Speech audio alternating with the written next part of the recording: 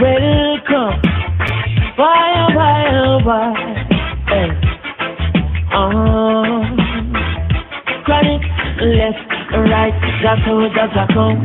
Left, right, where, ooh, yeah. Ah, boy. Welcome. Why, oh, why, oh, why? Hey. Chronic, left, right, that's how I come. Left, right, where, ooh, yeah. Ah, boy.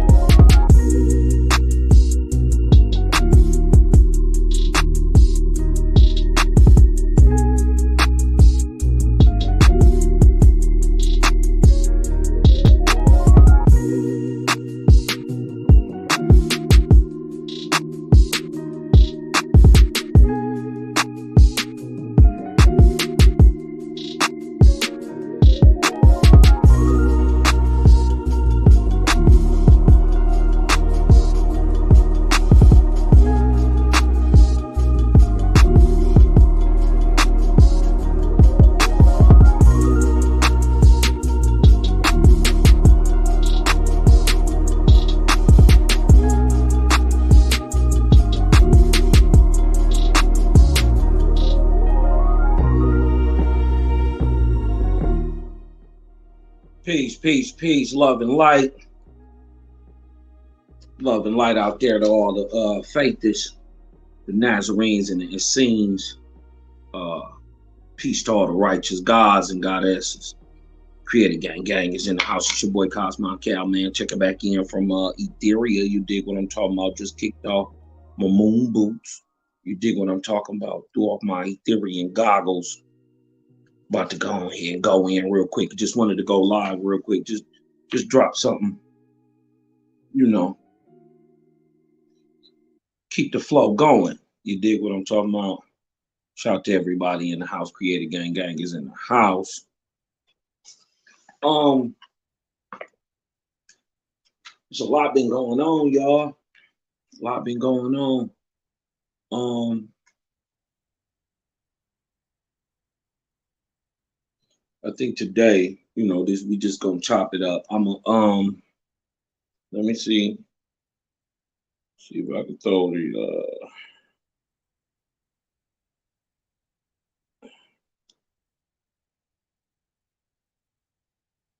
okay. Let me see if I can add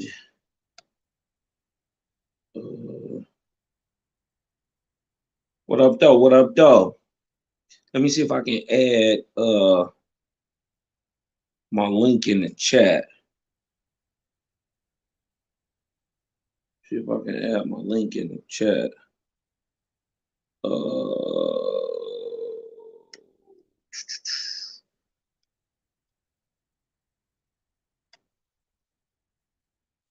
One second, y'all. I'll let you go to the chat. All right, let me see.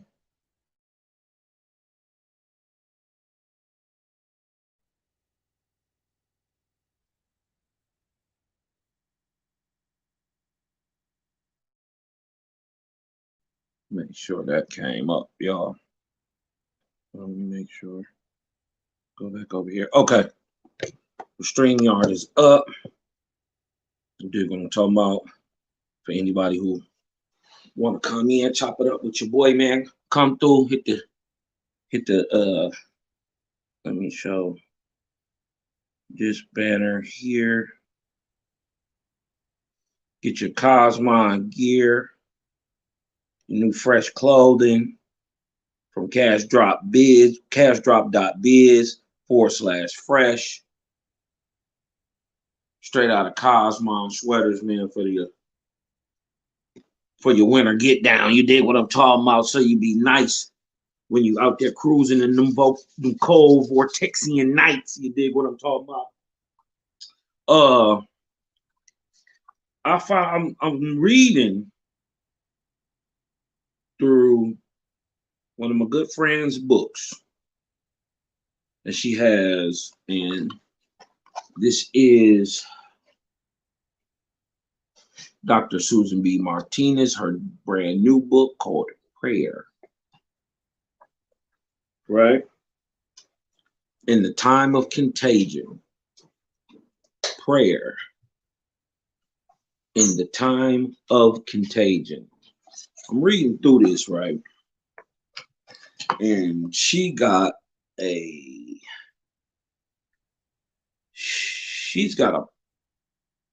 part or a chapter in her book that I found fascinating. I found this utterly fascinating. Called Walt, Christopher, and George. Right? And when we say Walt, Christopher, and George, we're talking about the great poet Walt Whitman.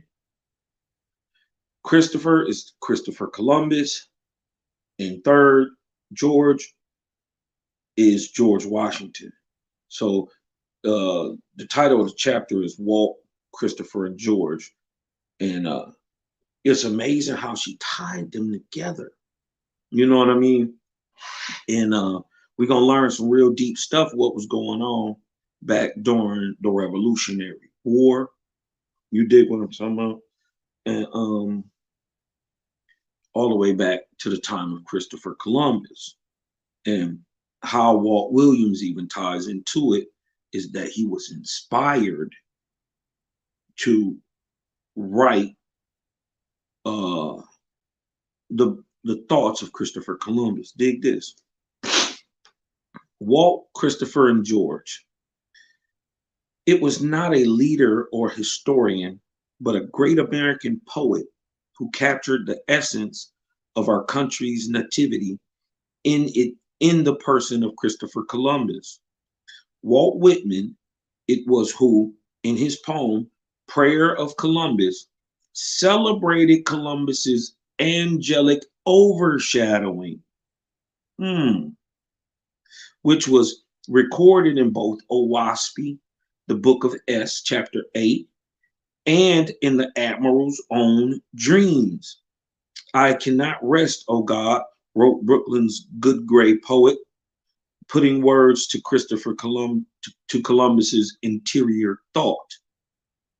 You dig what I'm talking about? When they was asking Walt Whitman, why did he write that? He said, I cannot rest, oh God. You know what I mean? Putting words to Columbus's interior thought. But to prove what she's saying is actually, in fact, let's go look at the book of S, chapter 8, and see if Columbo, and it's funny, Owaspi records him as Columbo and not necessarily Columbus, but lets us know that's who they're talking about, because we find out later, if you do your real research, his real name was Columbo, not Columbus. You dig what I'm talking about? And he was Italian, not Spanish, right? These are things commonly known now. You dig what I'm saying? But let's see what Owaspi say about it. This is chapter 8 of God in Paradise. It says, S said, or the Spirit said, after the light of Jehovah came to God, saying, go provide mortals to cross the ocean, to build up the western continent. God ceased striving to redeem the 4 heavenly kingdoms of the 4 false gods, but directed his energies to regain a broader earth anchorage for sake of Jehovah's kingdom. So God sent down from paradise one Melchizedek, crowned as Lord, with 10,000 angels in his command, to inspire migration to Gautama and to make the country known to the Eastern peoples. So this is putting this in a timeline. Now we're in the 1400s. You dig what I'm talking about? To put these things in a timeline. And Melchizedek, with his host, came and ascertained the grade and choice of mortals for such purpose. And Melchizedek and his host did raise up Columbo, a mortal from Genoa, together with crews sufficient in number. So not only did they did the angels raise up Columbo, they raised up a sufficient number of people who were geared to go with him and inspired to go with ships to the westward across the ocean in search of the lay and the plan of the world, right? Irregardless of how it all played out, Columbus was predestined to do this thing. They looked and around in the European area, figured out, if I put the Lewises did, these are geneticists, angelic geneticists, looked around, if I put this with this, and then I could produce this, and I put this with this, with this, with this, with this, till we produce a Columbo. A guy, well, especially if you read his memoirs, it's very easy to tell that he was suis. He was clairvoyant, clairaudient, and he says so as much so himself in his in when he says he has his many angelic encounters. You dig what I'm saying? So verse 4, it says, and it came to pass that Columbo was thus inspired of God. This is true God. Through his holy angels did discover the western continent. For who? Europe. Now, when they say discovered, they discovered it for them, right? God's plan was he was going to get the people to expand to a place where everybody already served Jehovah, nothing but the Great Spirit. He was going to open up Europe for them, right? And but he discovered it for them. But you can't discover a place where there's already somebody living and occupying and has forever. You dig what I'm talking about? As a matter of fact, longer than you was in Europe, the peoples from America already been in America.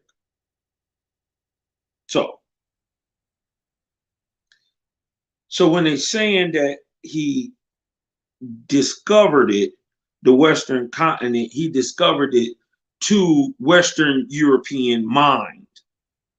That's what you got to understand at this time, right? And that it said, and it came to pass that Colombo, thus inspired of God through his holy angels, did discover the Western continent, not knowing. He didn't know. He was under inspiration. It was shortly after this that the angel host from Etheria came down to the throne of God in paradise to labor with him in providing for excuse me, the approach of the Cosmine era. Can I get something to drink real quick? No.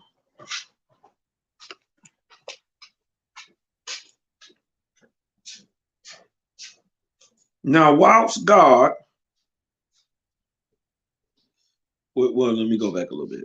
It was shortly after this that the host of the from Etheria came down to the throne of God in paradise to labor with him in providing for the approach of the Cosmine era.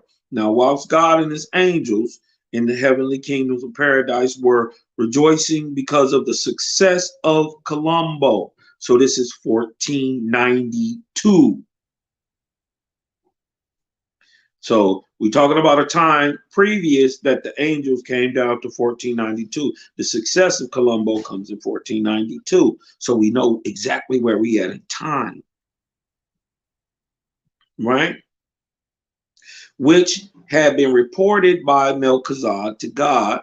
Behold, in that same time, it was that an Etherian ship of Lebacatrava arrived. Right?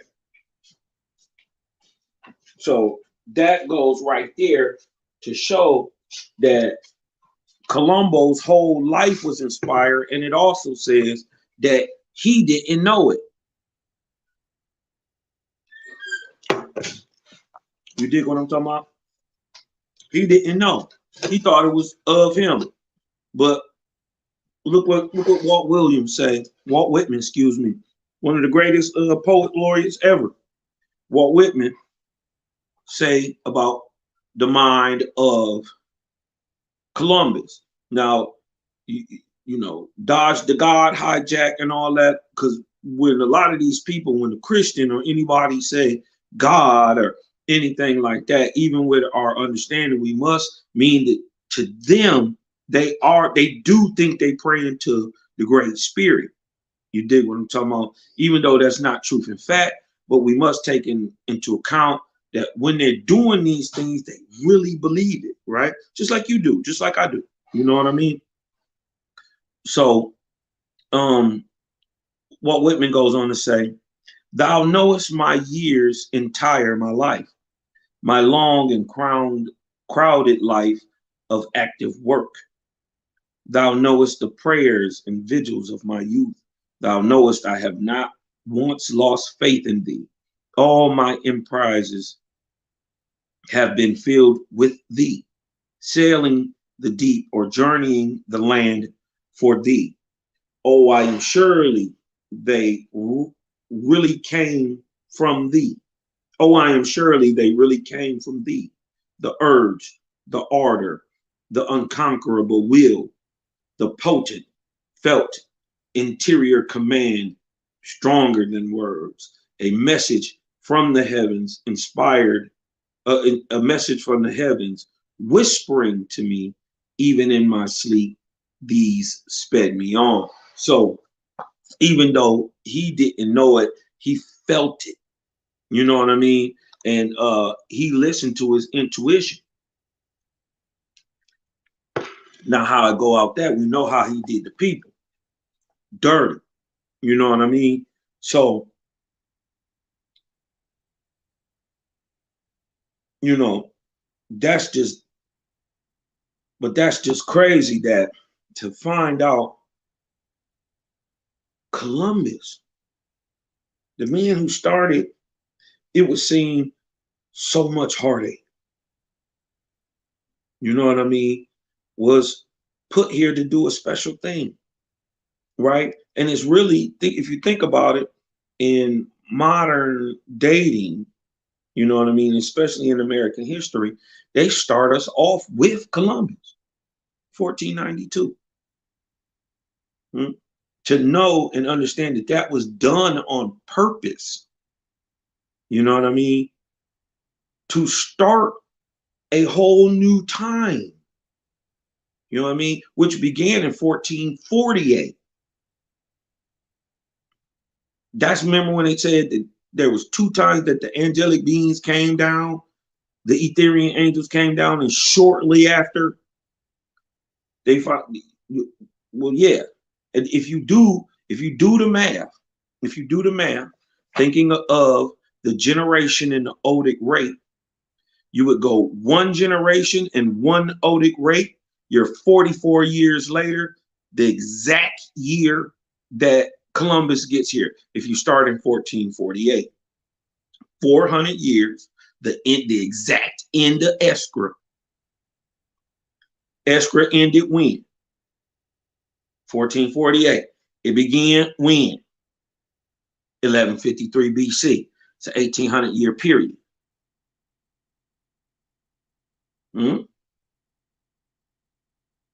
This is what they won't tell you. 1448, you run it a generation in an old, or 44 years up, you right in 1492.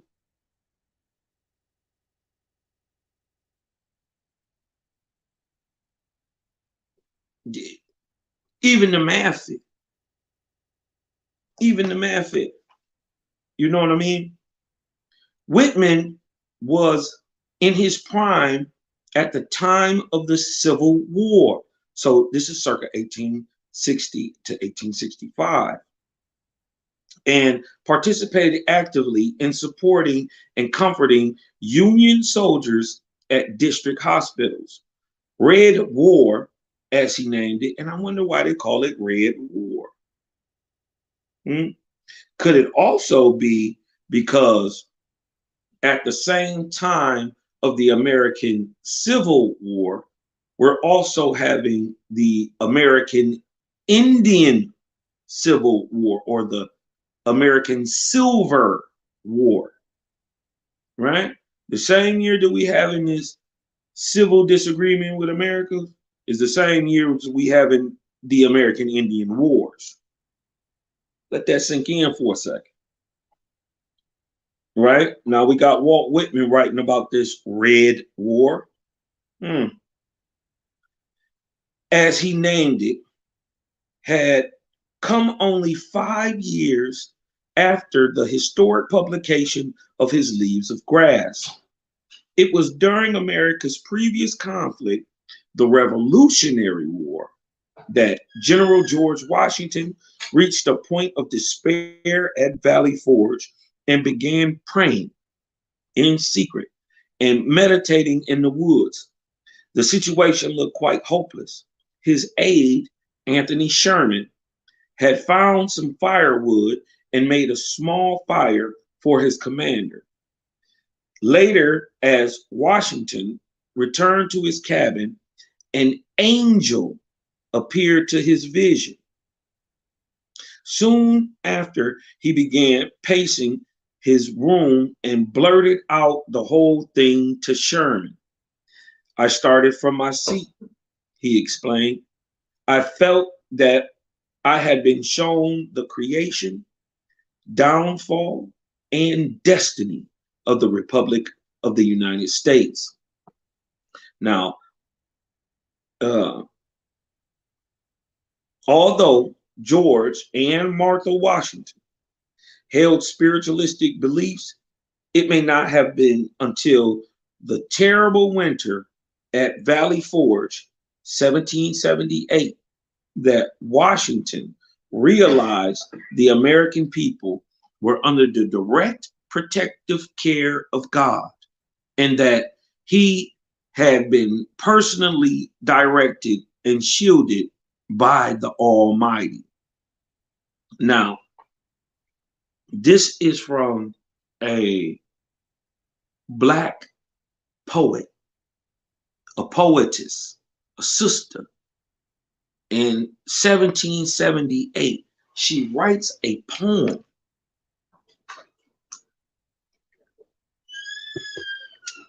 to the president.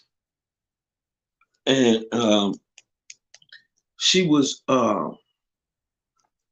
said to be like a prophetess, but she was a poetess. And she wrote this letter 3 years before. So watch what she said.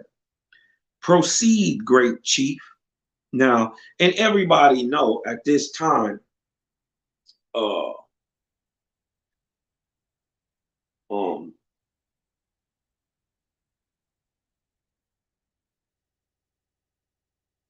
we got Jehovih Antithotis, who is coming back pre-Cosma, right, to be true God and goddess of this time. She inspired people like Lincoln, but she also came down earlier in the 400-year period. Now watch this. How did Phyllis Wheatley, right? Watch what Phyllis Wheatley say. I gotta ask a question. How did she know this? Look what Phyllis Wheatley said. Proceed, great chief, with virtue on thy side, thy every action, let the good goddess guide. By Phyllis Wheatley. Proceed, great chief, with virtue on thy side, thy every action, let the goddess guide. Now, how did she know it was a goddess at that time?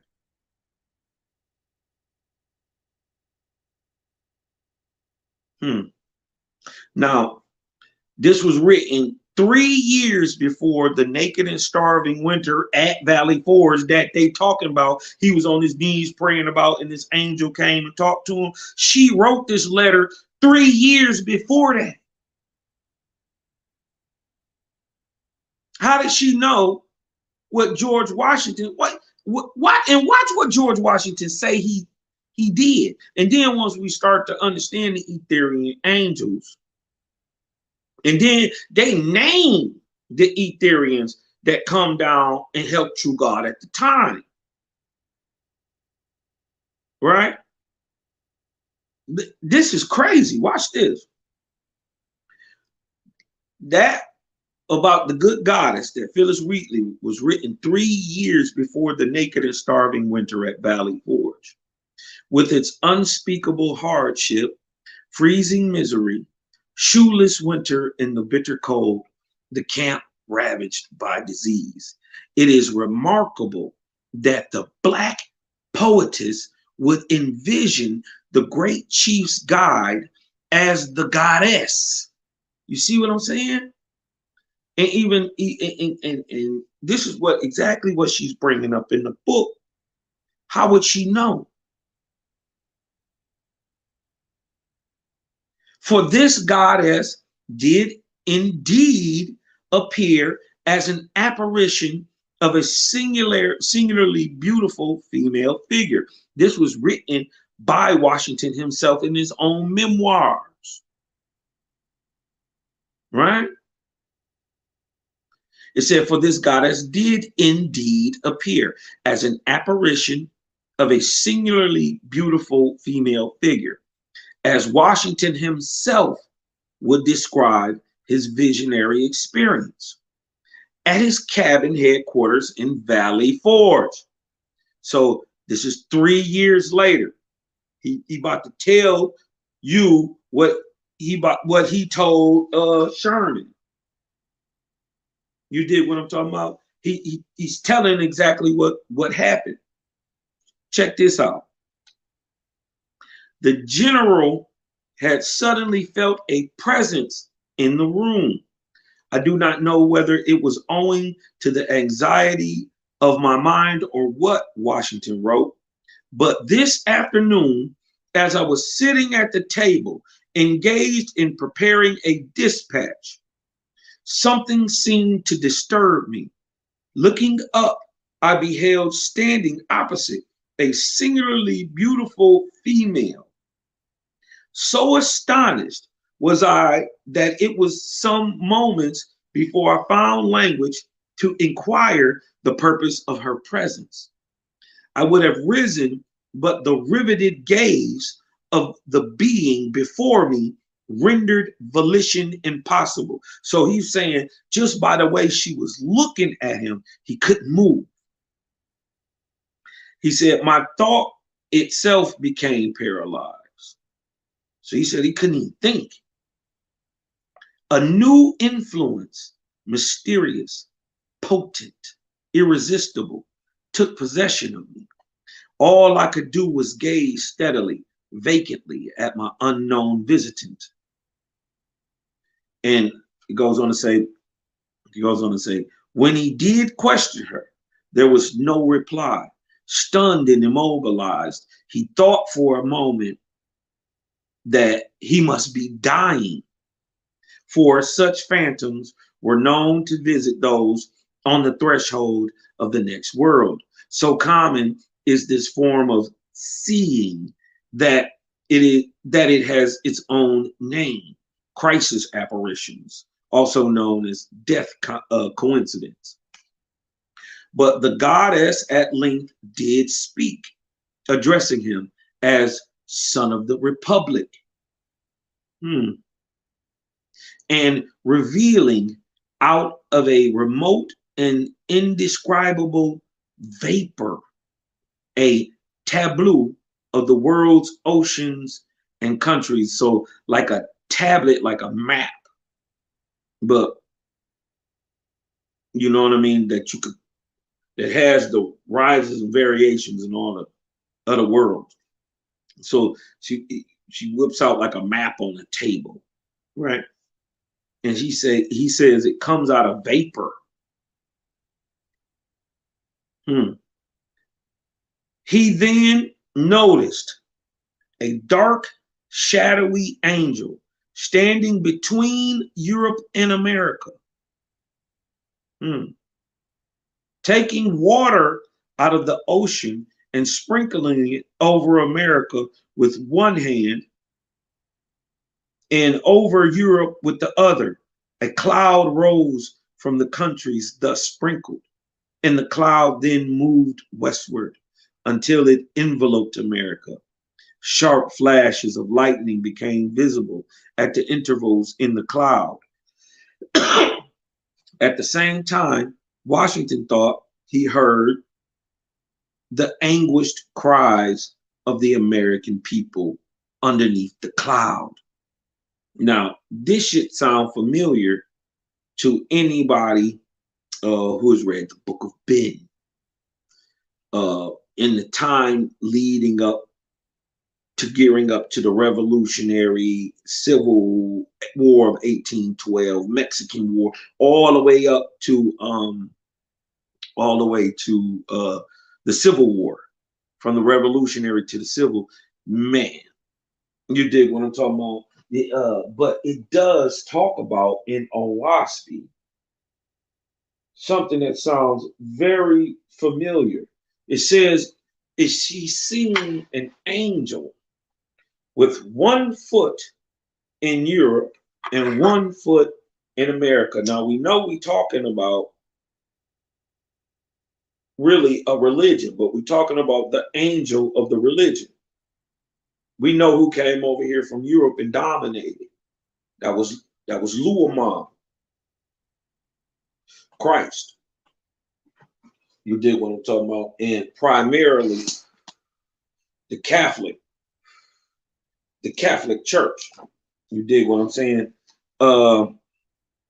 But in this sounds very familiar, right, to what we read, and oh man, this is so deep, to what we read in the book of Ben,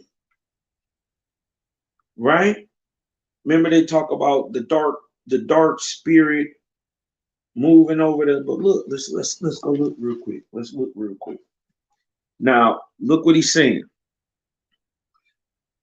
Let's go and show that this is Christianity, and hence Luamon, the angel, right? She's showing him a vision. This female angelic being is showing George Washington a vision, right? At the Battle of Valley Forge, right?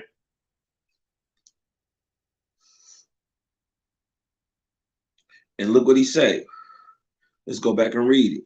He then noticed a dark, shadowy angel standing between Europe and America, taking water out of the ocean and sprinkling it over America with one hand and over Europe with the other. A cloud rose from the countries thus sprinkled, and the cloud then moved westward until it enveloped America.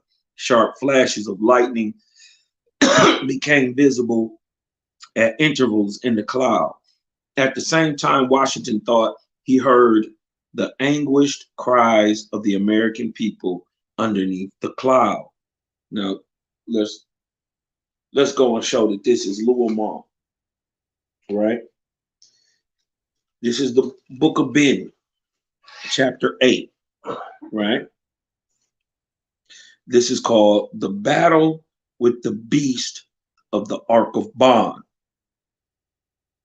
right? Same things going on.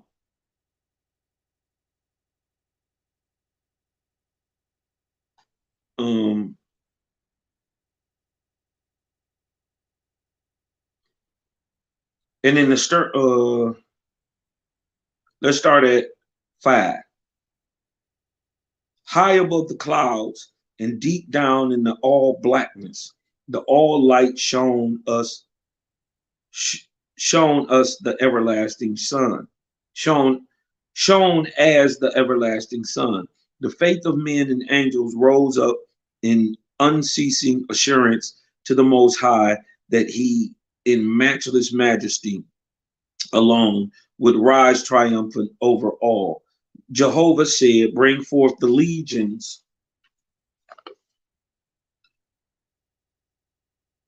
on earth, of the earth and heaven, summon up the dead. The dead came forth clothed in raiment of heaven, and they walked on earth. Yea. Okay, and let's go to 8. Little infants that were long dead returned to the living, full grown in heaven, singing in Jehovah's praise.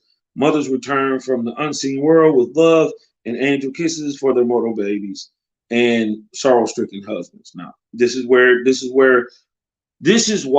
the book of knowledge and the book of Ben are so similar, because the thing that happens to the beast of the Ark of Bond, you dig what I'm talking about, is very similar to or what you would call the beings that came before the Ark of Bond, right? Which would be the Anus, which would be the Tiens, which would be the Sudgas, which would be Osiris. You dig what I'm talking about? It would be them. You know? Because the beginning of the Ark of Bond, what happened to them? They all got thrown in hot up. You dig what I'm saying? But the same things happen to the gods here. They always ask, why is the book of being in the book of knowledge so? Because they're talking about 2 different falls. They're talking about a fall for Osiris and them, right? They're talking about a fall for Osiris and them, and they're talking about a fall for Luamon and them. 2 different falls. But the same thing always happened. Then rose the cloud of darkness, higher and higher. The poisonous smell and damnable tricks of Hada belched forth in blackness terrible. The spirits of those slain in war, delirious and mad and full of vengeance, and those whose earth lives had bound them in torments, and those who lived on earth to glut themselves to the full in abhorrent lust, came assuming the names of gods and saviors. And yet the voice of Jehovah called, bring forth the legions of the earth and the heaven, summon up the dead. Still struggled the beast, awful in the smoke and the dust of his blood-stained mantle, till the earth around became as a solemn night before the battle of death, rattling bones and empty skulls with gnashing teeth, all stained with human gore, made hideous by the portentous omen, caused angels and men to stand appalled. And then the cloud of darkness stretched up out of the earth, girdling it all around. As a venomous reptile secureth his living food, and lo, behold, the monster beast stretched forth 4 heads with flaming nostrils, all on fire.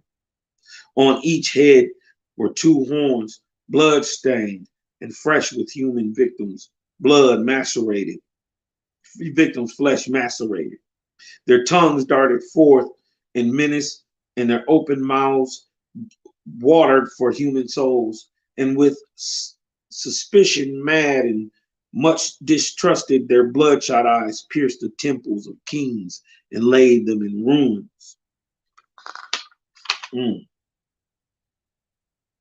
And at that time, right, the names of the beasts, now falsely assumed to beguile Jehovah's chosen, were Dias, Lord God, Tien, and Suga. But you could also say Allah, Christ, Buddha, and Brahma.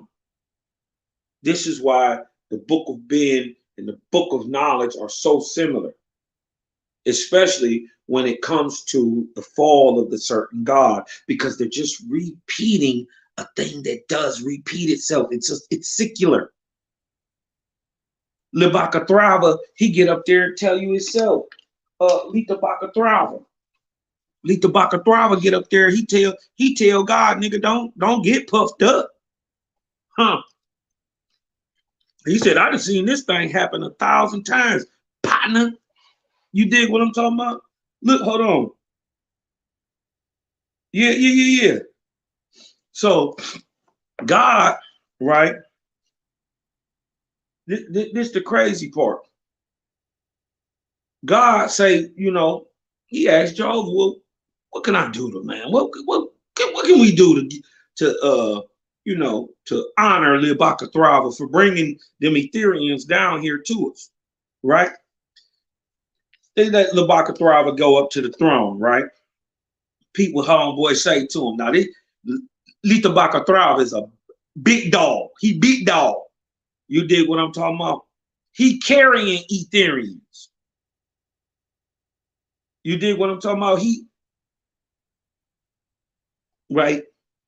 So look. Okay. Let's go back. I want to go back. It's still in chapter 8, right? We're going to go back to chapter 8 of the book of S. We was just breaking down Columbo, but we want to show you that this is a thing repetitive. Creator do what he do, and he do it on time, and he don't need you to understand about it. He don't care if you get it. It's gonna happen, and it's gonna happen right on the perfect time where you can get it. And if you can peep it beforehand, you can dip and get out the way of the action. That's called prophecy. This is why the timetables of prophecy are so important these days. You dig what I'm talking about? Cleaning your body, turning your suicide. Dig this. Now this is true God. He didn't drop the angels off. You dig what I'm talking about? They raised Columbo up and all that. You dig what I'm talking about? They got him over here. You dig what I'm saying? So now, true God is saying, what tribute, O Jehovah, can I pay to thy son Lita Bakatrava for the light and glory of his presence? Provide thou unto me and my holy council. Thereupon, all the holy council, 1 million of them. So he got a million homies with him. This true God rose to their feet, and then all the gods rose up also. God said, "Come thou out of my throne." Then Lita Bakatrava walked up and sat on the throne of God. When he was seated, God commanded all the rest to be seated. And thereupon Lita Bakatrava rose up and he said, dig how he checked God. This so cold. Watch this. This big dog though. This big dog. You know what I mean?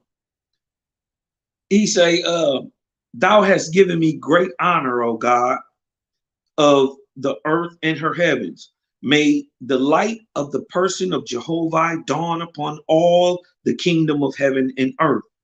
Yet, O God, be not puffed up with the hope of a sudden success. He said, oh, don't think this about to be no easy walk, though. You dig what I'm talking about? This is what Lithabakathra was saying to him. He says, I have seen many corporeal worlds arrive at the Cosmon era. So to show you that this process of how we date time dates time everywhere in the galaxy.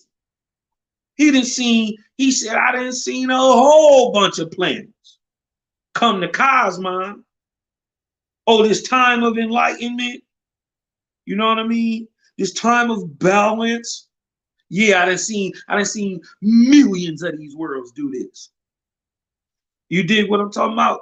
People I lead the Bakathra are talking to him. He say, I have seen many corporeal worlds arrive at the Cosmon era, but it is like a new birth brought forth in pain and with much labor. We was just talking about at the same time on the good side, right? On the light side, at the start of the Cosmon era, you got all the spirit interaction and all that stuff. People starting to catch on. Different spiritual movements. Spirit is moving up, right? Good. Okay. Right. Boom. Whatever. But on the other side, at the same time, we got the Mexican-American War starting at the same time. This is the time of light. This is the Dan. You dig what I'm talking about? And we got war and spiritual ascension all at the same time. This shit get deep. You dig what I'm talking about? Look what he say. He say, but it's like a new birth when you get to Cosmon, brought forth in pain and with much labor. Thou hast yet several generations of mortals to be born ere the Cosmon come. The four dark corners of the lodge will bound upon thee to destroy the work of thy hand and of Jehovah's. And when he's saying the four dark corners of the lodge, he's not just talking about a physical lodge where man goes. He's talking about what is represented as the dark parts or of nature in all things, in all creation. You dig what I'm talking about? This is what he's speaking to. You know what I mean? When he's saying the four dark corners of the lodge, but this is a taught knowledge. When you understand the lodge, you understand that he's not actually talking about building. You dig what I'm talking about? So he said, they will be bound upon thee to destroy the work of thy hand and Jehovah's. The four false gods, right, represented as parts of these four false corners, right, these dark corners of the lodge or of creation. You dig what I'm talking about? These four false gods will fight thee to the death. Only till they go down in hell can Jehovah's kingdom come. On all the planetary worlds, it is ever the same. Certain four false gods rise up to possess the corporeal worlds and their heavens, but they will profess truth, but practice falsehoods. What are those four false gods today? Buddhism, Buddha, Brahma, Allah, Christ. You dig what I'm talking about? These are your four heads of the beast. These are also your four dark corners of the lodge. These are also the four major tetrachs, the four of the seven. You dig what I'm talking about? But Lita Bakatrava gave you some game, like, you got a long way to go, partner. You know what I mean? You got a whole bunch of people that you got to birth in that time before you even get to Cosmo. You got a lot of work to do. And if you think these dudes is about to lay down, they not. You know what I mean?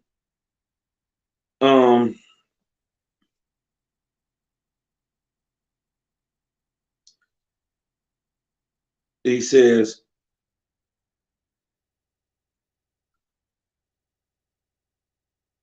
they will profess truth, but practice falsehood. Profess peace, but practice war. They will incite mortals and angels to all manner of evil for sake of thwarting Jehovah's person and proceedings.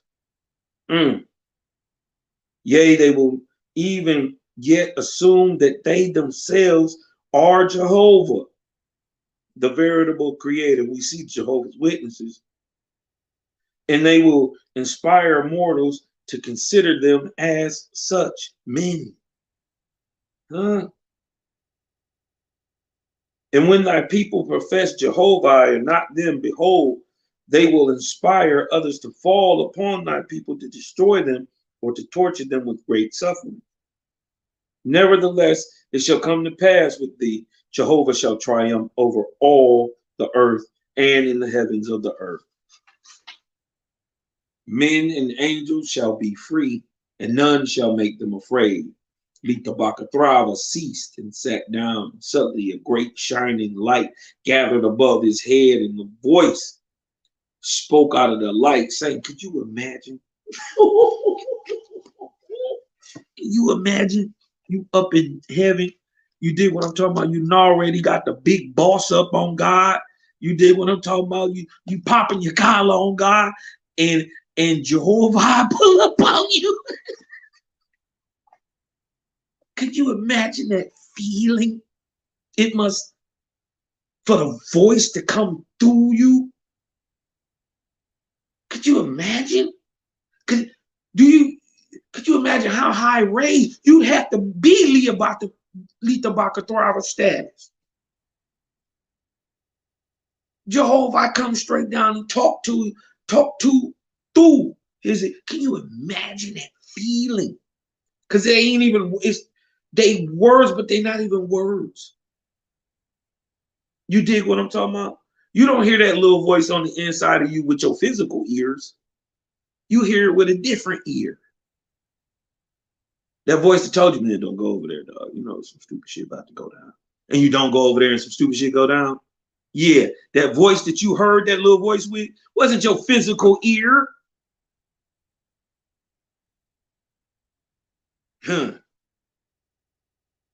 So, as we see, we're talking about a process, right, going on. And this is why that book of that being and that book of that knowledge is talking about two different falls, right? A lot of people didn't get that, but this backs up.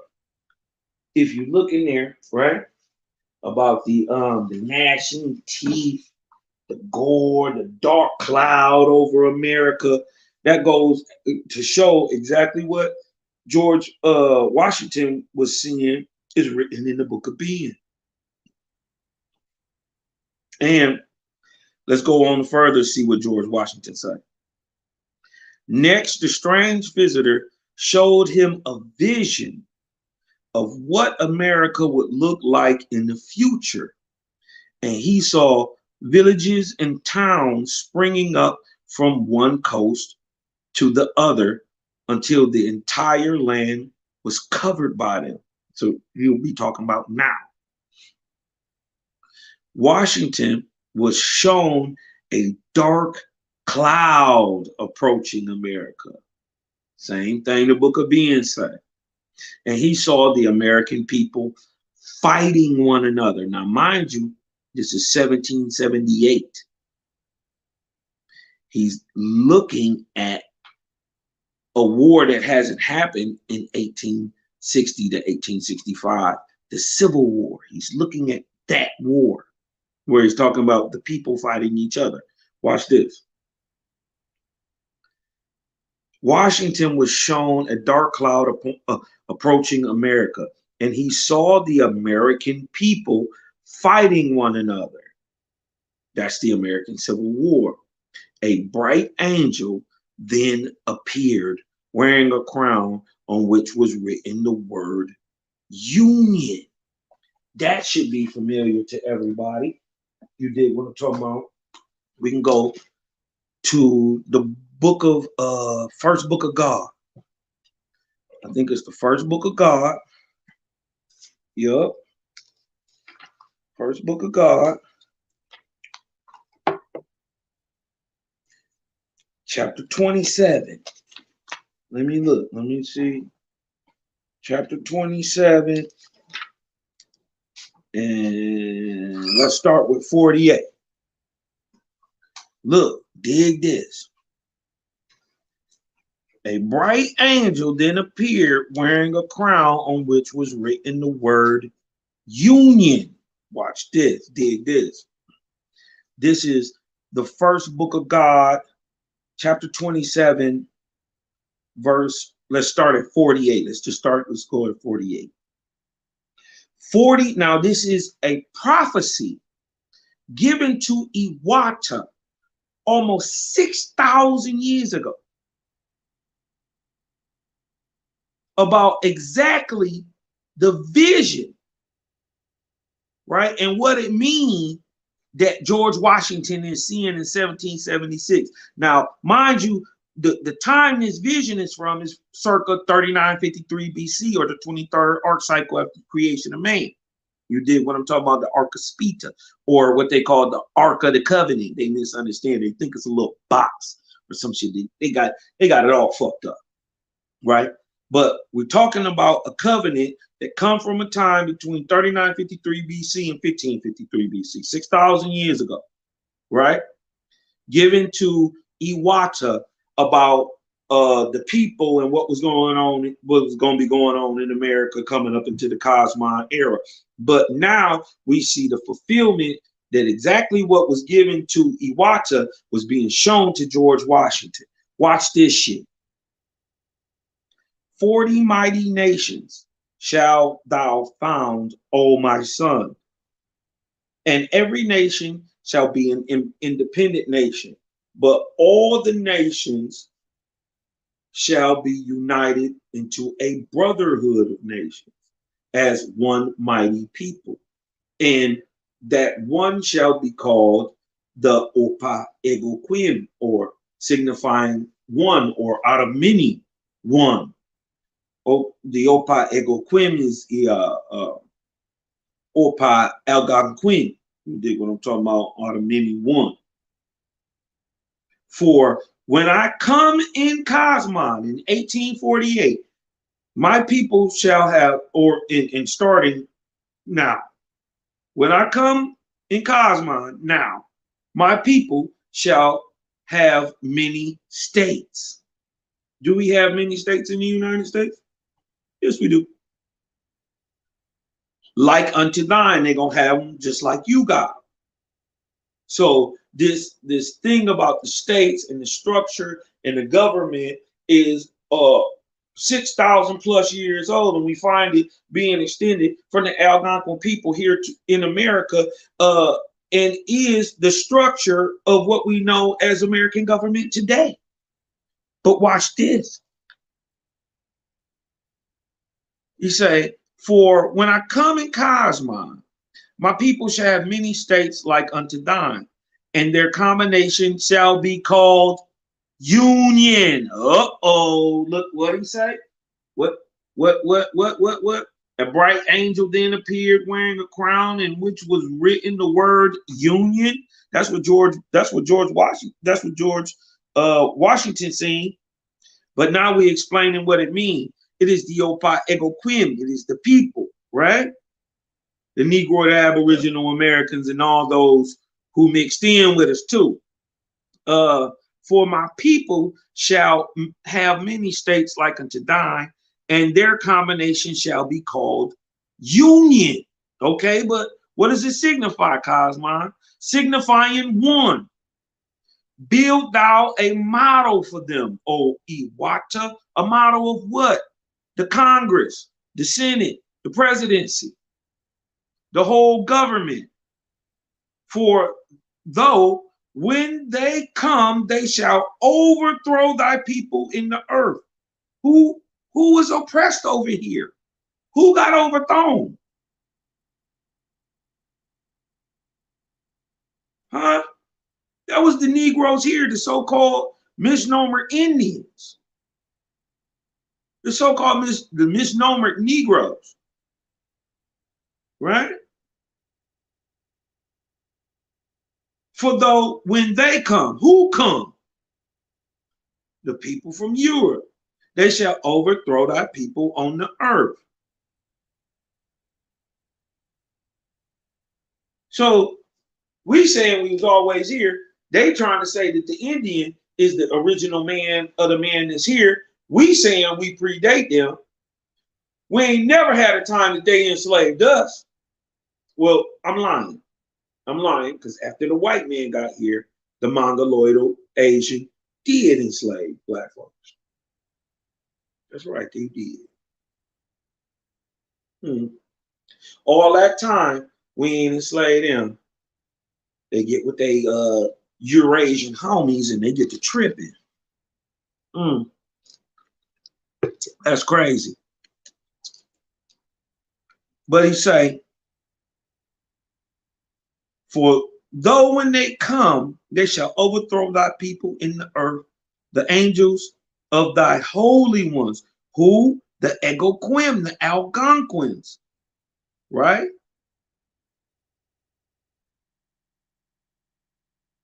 He say, the angels of thy holy ones shall come and purge them of their Savior and make them clean in thy sight. So it shouldn't be no surprise that melanated people is getting up out the churches, getting up out of all these religious ideologies. They're coming back towards the Creator. Everybody who thought they're Israelite is now, finding out they're Essene. They're finding out that they're Essene, Nazarite, Israelite, faithist. When you say these things, you're saying the same thing. You're saying the same thing. Huh? We're going to get into them Essene Gospels too. Just a good chop session. You did what I'm talking about. Let's see who in the chat. We'll go back. See who in the chat. Stephanie Randall in the chat. Let me see. See what we got going on. Lawrence Burton, Mariah, Yehuda, Israel. Honor and humility. It's my brother, the King Malachi. Lawrence Burton is in the house. Elijah 7 is in the house. Yahweh ben Israel say shalom to the brotherhood. Detroit in the house. That's right. Where you from, Yahweh? You east side, west side? Where you at, bro? Set apart living. What is it? On the lookout. Abdiel ben Levi ill. Peace to the tribe. That's right. Shana Yael Bacha. Ooh, that's a cold name. My email better than yours. That's a cold name. Dreadful Cosmon and Cali Connect, who got hit up for the street.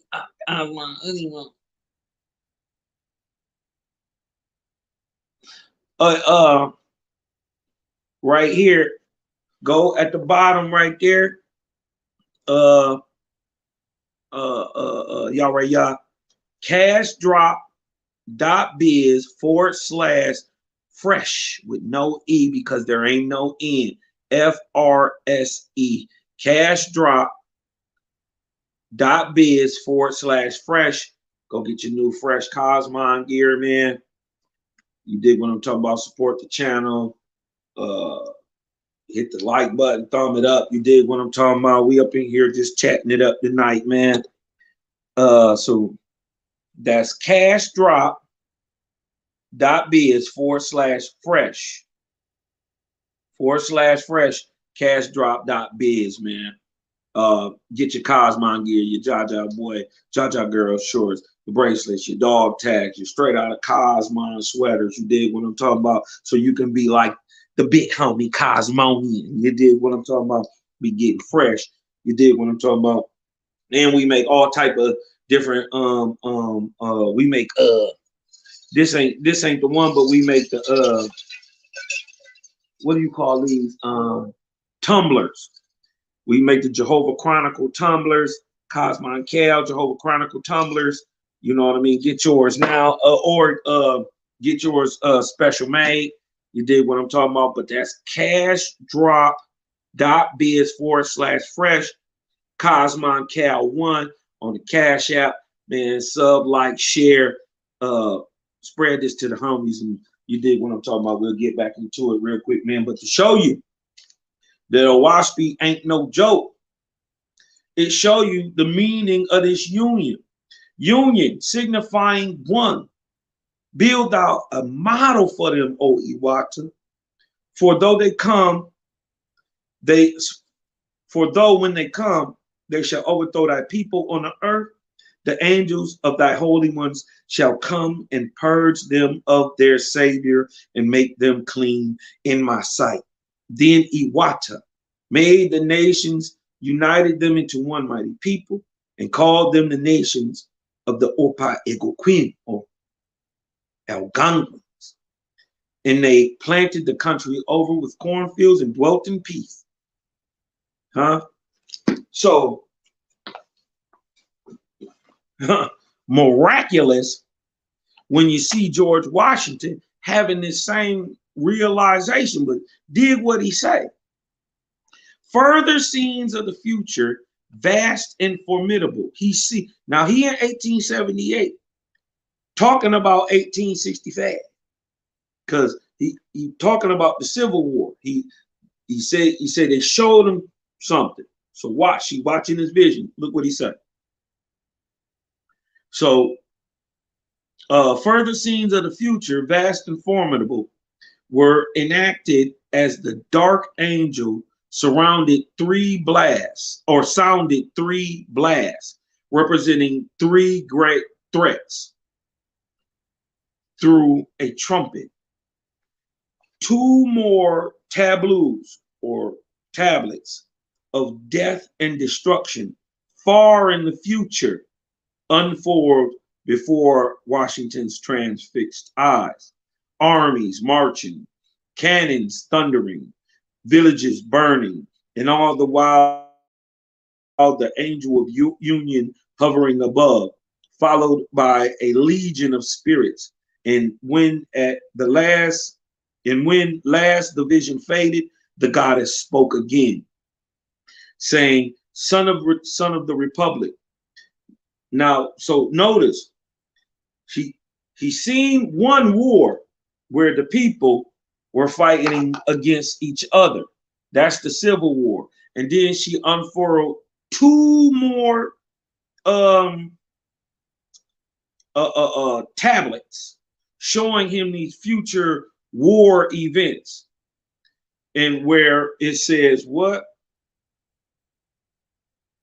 The armies were marching, cannons thundering, villages burning, all the while the angel of union hovering above, followed by legions of spirits.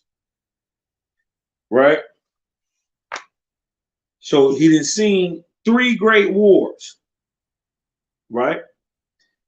The angel says, son of the Republic, what you have seen is thus interpreted. Three great perils will come upon the Republic.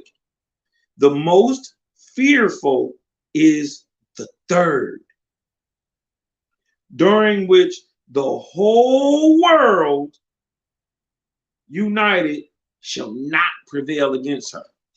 Showing that that third event where the whole world war is fighting and they couldn't beat the Americans, even though the Germans almost won. Almost won. You dig what I'm talking about? They couldn't beat America. America came up out of that thing. That was World War II. So the three great events, these three great wars that he seen was the Civil War, World War I, and World War II. He says, Son of the Republic, what you have seen is thus interpreted. Three great perils will come upon the Republic. The most fearful is the third, during which the whole world united shall not prevail against her. That is the Civil War, the World War I, and World War II. That is crazy how she tied in this one chapter, Walt Whitman, Christopher Columbus, and George Washington. That's amazing, man. Go get this book, bro. Prayer in the Time of Contagion. It's dope. You dig what I'm talking about? It's dope. You dig what I'm saying? Let's see what we're going through down here. Bless up to the family, Shalom. And Shashon out there to all the gang, man. Creator gang is in the house. Yeah, hit the website up, bro. It's at the bottom. cashdrop.biz/fresh. Hold on. Where's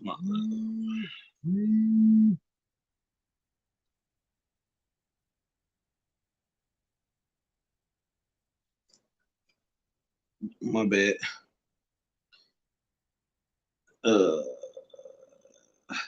I gotta figure out how to do give people wrenches. You dig what I'm talking about? I'm gonna give some wrenches away. We all family up in here.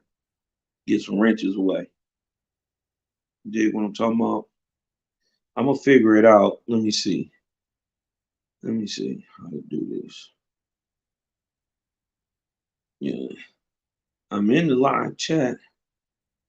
That's crazy. Y'all gonna have to show me how to do this, man. You dig what I'm talking about? How to get.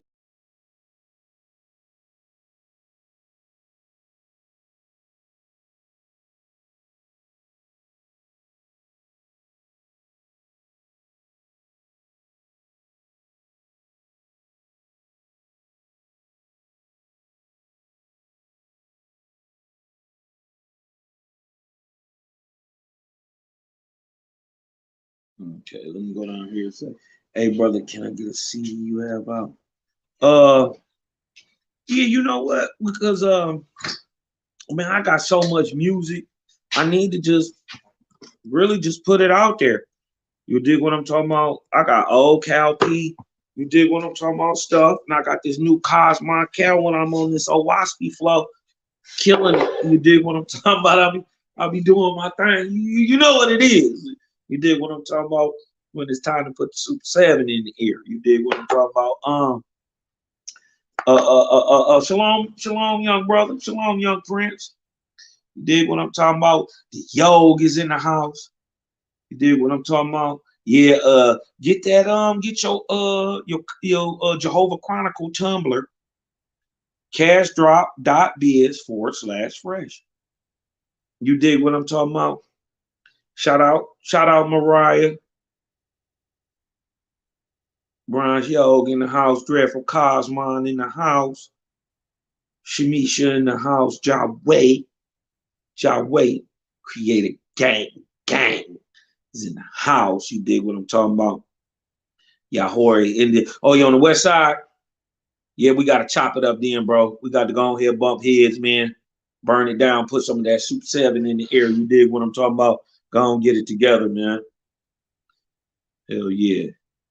Shout out to Yahori being Israel. You did what I'm talking about, created gang all day. With the with the day. You did what I'm talking about, Uncle Peasy. That's right, Uncle P. You dig what I'm talking about? Young Cosmonian in the thing. You dig what I'm talking about? Shout out to Brown Show. Brown Show. Truth is, Brown Show, you old as me, nigga. You dig talk about Uncle P, nigga. You my age, nigga. You my cousin new.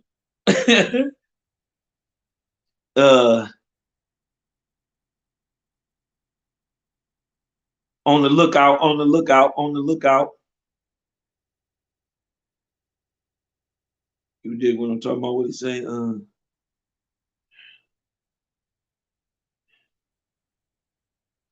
Yeah. You dig what I'm talking about, man? Boys all gas. You do guess. Y'all so fit, man. Shout out to y'all so fit, man. That's my dude, man. Proud of you too, bro, man. Getting into that school program. That's what's up. We did want to talk about. I don't care where knowledge comes from, man. If you can get it and get it for the lows, you dig what I'm talking about, and it help better your life in any way, go get that, man. Don't be scared to go read something or do something new or experience something different than what you've been experiencing all your life. You might get something good up out of it that change your life. You dig what I'm talking about? Shit. Oh yeah, I did want to read something. You dig what I'm talking about that I got from doing a little research on JBN by Jim Denham, you know what I mean? And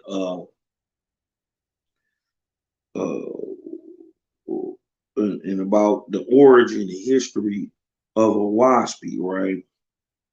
So it's a little long, but it's packed with info. You dig what I'm talking about? And we want to get down. We want to find the Lance place. You dig what I'm talking about? We want to find the old trunk. Oh, and dig this.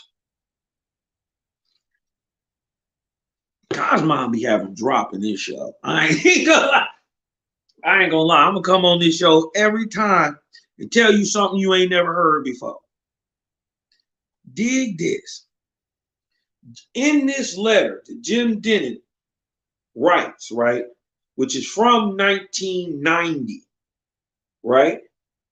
He writes about a letter that was written in 1989, right, by an anonymous writer about the old trunk.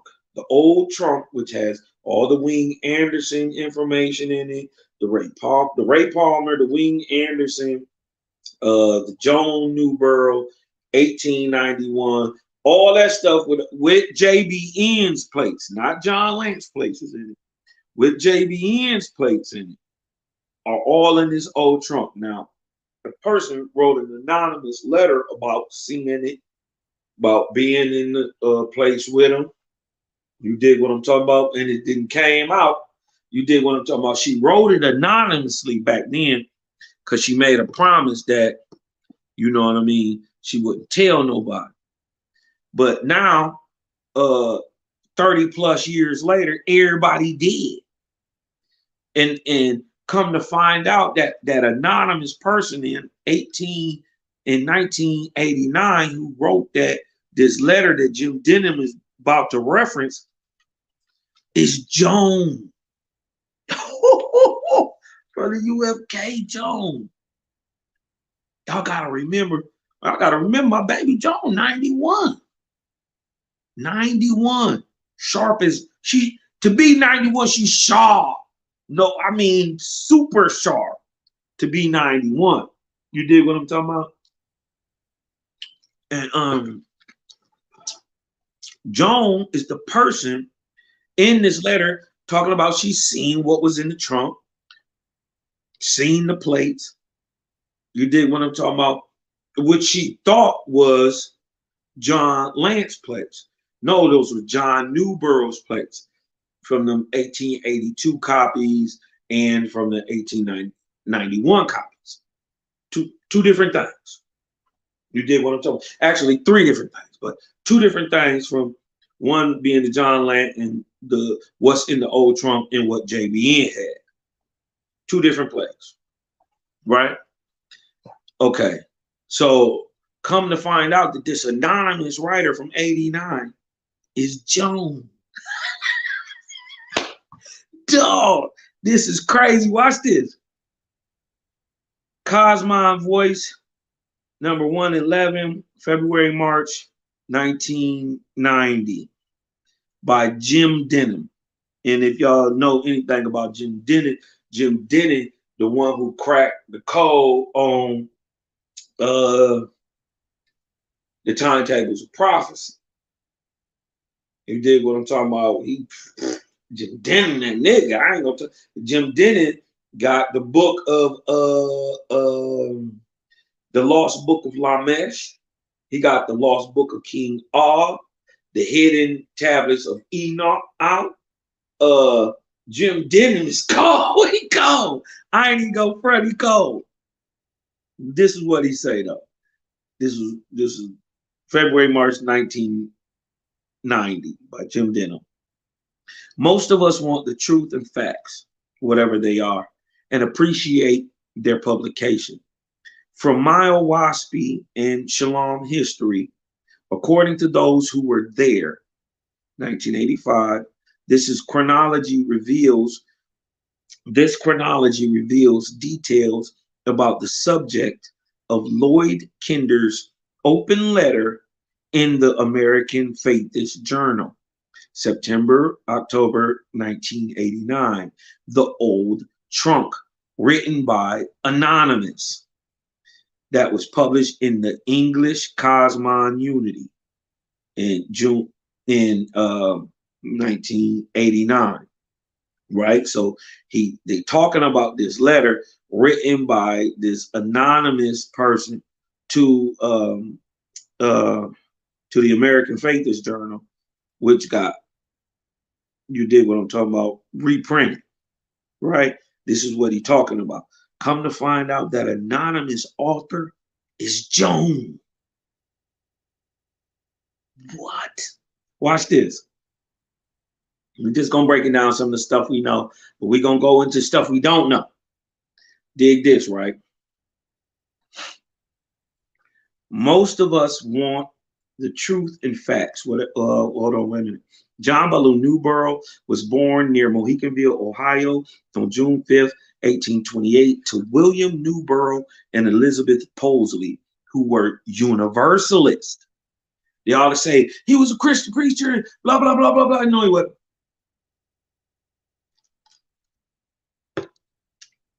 His daddy was a Christian preacher, and no, he wasn't. They were Universalists. John's middle name was after the Universalist minister Jose Ballou. Did y'all know that's where Ballou got his name from? From a Universalist minister called Jose Ballou. Do y'all remember that one time? I forget the name of the dude I was debating, where he was trying to tie Jose Ballou to John Newborough, like they had ever even knew each other. You think what I'm talking about? Do you remember that? I forget what was his name. I did a dab. You dig what I'm talking about? I did a dab. He did a dab.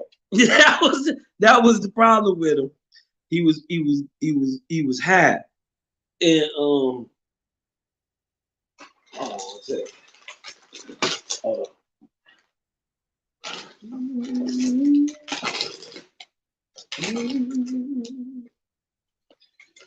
You know what I mean? Right now, a little split of team. You did what I'm talking about. Let me see. All right.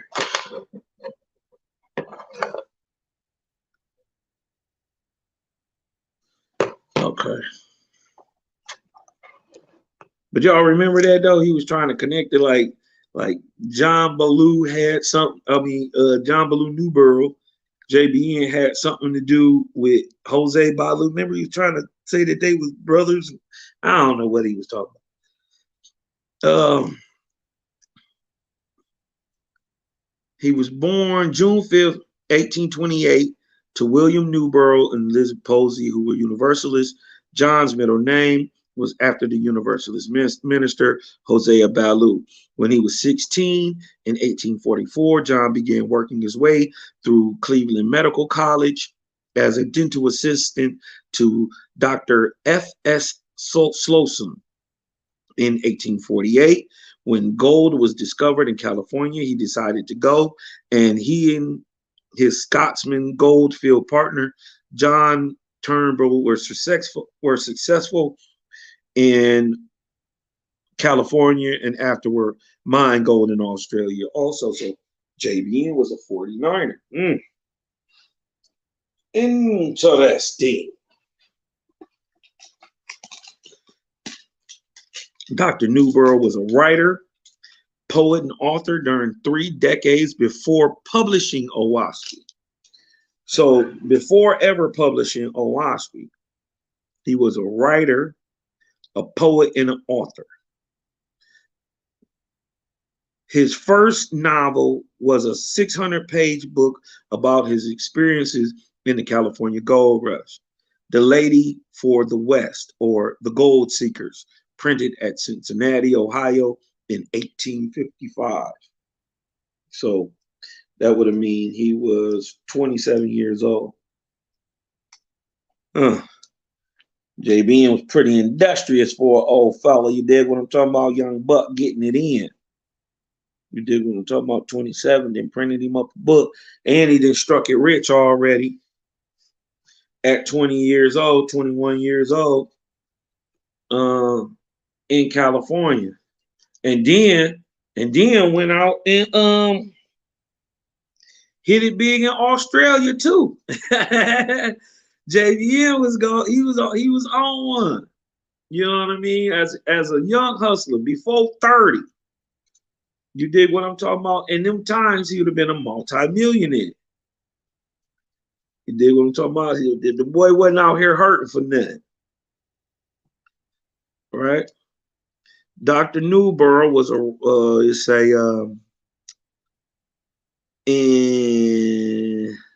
he printed in Ohio, 1855, a love story during the adventure. That was also the year he graduated from the Ohio College of Dental Surgery in Cincinnati. He next authored a book of poetry, Woman's Will versus Man's Wish, at New York City in 1859. Newborough disapproved of women wearing makeup, wearing pants or clothing, doing men's work, voting, or participating in politics. Dr. Newborough married Rachel Tumbull, sister of his Goldfield partner, on February 24th, 1860, when he was 32, in the Presbyterian Church at Jedburgh, Scotland.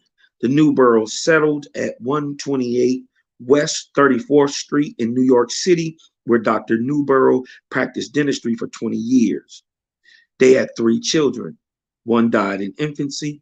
Their son, William, was a civil engineer, and their daughter, an artist. In 1865, now mind you, this 5 years before they tell him about his dietary change, and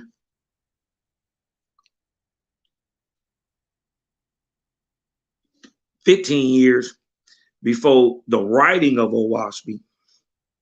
You dig what I'm talking about? This is where we at in 1865. Dr. Newborough published a catechism, or a how-to book, on human teeth for his patients to read in the waiting room. He devoted several pages about his use. Right? Now, remember, one of the big things that they always draw about JBN is that he's a dentist. You dig what I'm talking about? I don't get that, but they always say, oh, Came to a white boy. He was a dentist from Ohio. Yeah, you did what I'm talking about. What was he? I mean, what do you want him to be? Would it have been better if it came through the president? You'd have believed it more. Or, uh, and then, do y'all remember some time ago they was trying to say, uh, well, uh, JBN, he killed the woman. He killed her and left her lying there on the floor. And he just killed her and he laughed. And you know what I mean? Because the lady had a adverse reaction to the nitrous gases that they was using at the time to numb people's pain. You know what I mean? They was using nitrous gas to numb people's pain at the time. You did want to talk about, it was common practice. And most people would say at that time had about 3 people already dead. You dig what I'm talking about? 3. Most dentists had already overdosed and killed about 3 people. He hadn't at this point yet. But there is a point where somebody did die, overdose from JBN, but it happens today. You know what I mean? As a matter of fact, there are more overdoses today in these day and times than in his day. You did what I'm talking about? So, you know, and then they always talk about, oh, he killed this woman. They'll never tell you the woman's name. They didn't even do enough research to go and just see if it's true. Did the woman die? What's the woman's name then? Just because I know and I've read from other places, you know what I mean? Her name was Mrs. Shaughnessy or Shaughnessy. Yep. Mrs. Shaughnessy. She died from not an overdose, but a reaction to the nitrous oxide. Remember they was trying to do that? Trick no good, man. We expose everything over here, dog. Right? In 1865, Newborough published Catechism on human teeth, forced patients to read in his waiting room. He devoted several pages about his use of nitrous oxide gas. The patient inhaled a bag of 6 gallons in 2 to 3 minutes, while Dr. Newborough extracted up to 15 teeth. Now, that wasn't just Newborough doing this. This was a common practice for all dentists at the time. You dig what I'm talking about? Other dentists had lost 2 or 3 patients using gas, which on page 14, he attributed to. This is what JBN is saying on page 14 of this little book that he read. This is what he thought. Listen. He attributed it to poisonous breath left in the bag from other folks. And which is silly, but that's what he believed. You dig what I'm talking about? But in 1865, most dentists had killed a couple people. He hadn't yet, right? In 1867, JBM completed his second novel, The Fall of Fort Sumter, or Love and War, in 1860 and 1861, published by Frederick A. Brady, New York, based on events between the Republican National Convention in May 1860 and Lincoln's call for 75,000 troops in April 1861. Criticized in the novel is a woman who advocates equal political and sexual rights and lives with a man but retains her surname. On March 20th, 1872, one of Newborough's dental patients, watch this, told you, Mrs. Shaughnessy, boy, Cosmon beyond, died from suffocation after he gave her nitrous oxide gas. Subsequently, Newborough consulted mediums recording answers to his questions in Spiritualis, or Spirits Interviewed, in 1874. How many of y'all knew that JBN wrote a book in 1874? Huh? How many of y'all knew that? And if it was in 1872, 2 years after the angels had told JBN, you got to go on this path, change your diet, start doing right, that a lady died. 2 years later, you know what I mean? Would it be hard to believe that a guy who had been a Suis all his damn life, and already in the 1870s is famous, he already well known for his mediumship. JBN was already a well-known dude. He wasn't he was that guy. JBN was the dude. You know what I mean? A little split potato. Smoking on some of this biscotti pancake, this thing. Crazy. Ooh, shit. So it makes sense that, you trying to get on this path to get right, a person died, you would start seeking for deeper answers. So he writes this book called Spiritualis. I gotta find it.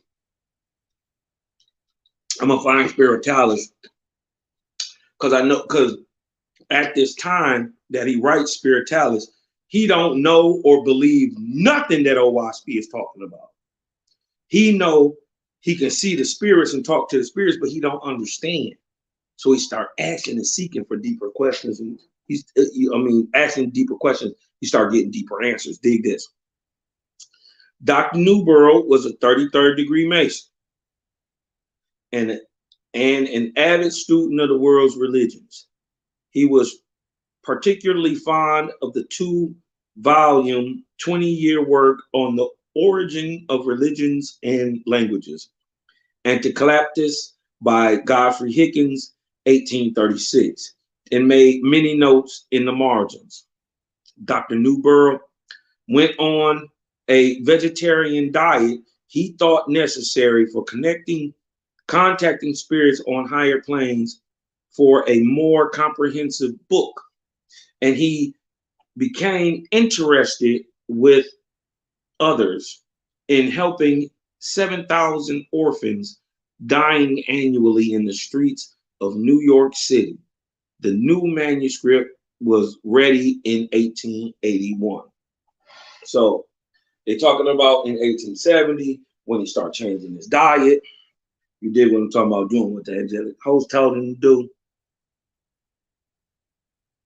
Right?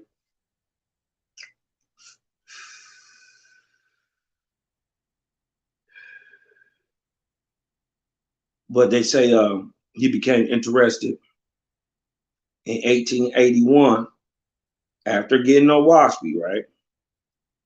Interested in helping 7,000 orphans dying annually in the streets of New York City. Can you imagine 7,000 babies dying in your city?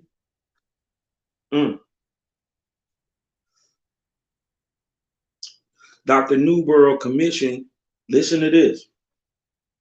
Dr. Newborough commissioned John A. Lant, a printer at 207-209 West 41st Street, New York City. Lant made inked proof pages of over 500 pages that he had typeset for Dr. Newborough, which he saved away. Okay, first of all, how you know? How you know, cuz? How you know he only had 500? Huh?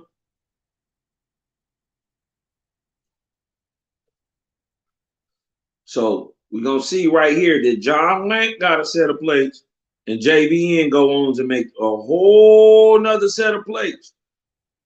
But notice it's also gonna not say a thing also. Watch what's not about to be said. Watch this.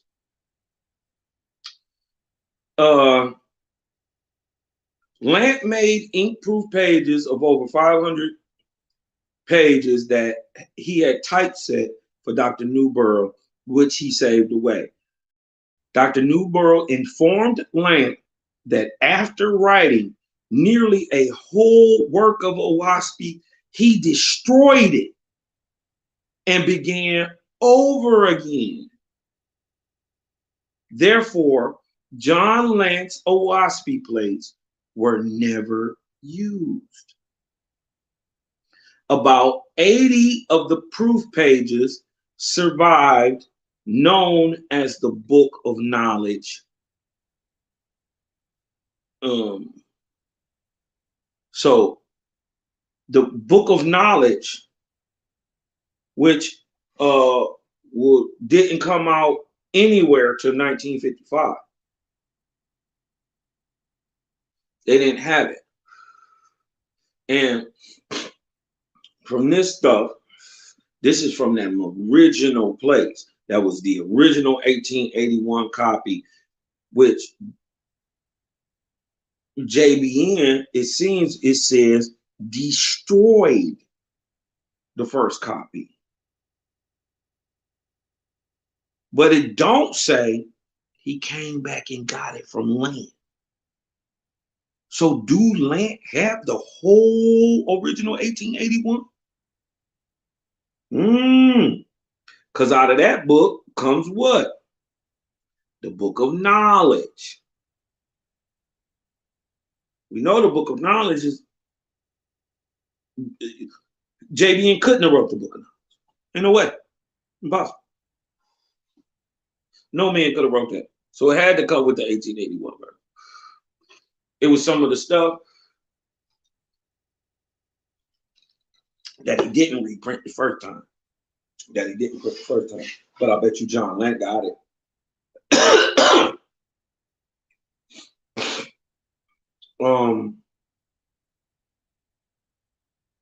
Let me go on and see what it says.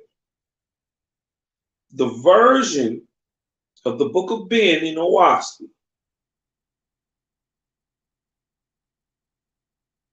Okay, wait. About 80 of the proof pages survive, known as the Book of Knowledge. But it's more than the Book of Knowledge, because the Book of Ben come in too.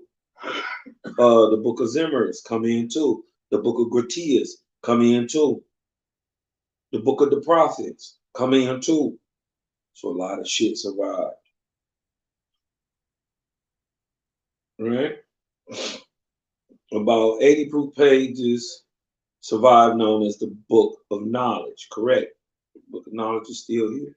A earlier version of the Book of Ben in Owaspy. Right? You see, the Book of the Ben and the Book of the Knowledge is actually two later versions of the same thing, because they're talking about the same event that happens, just to two different sets of false gods. That's what it is. The Book of Knowledge comes after the Book of Ben.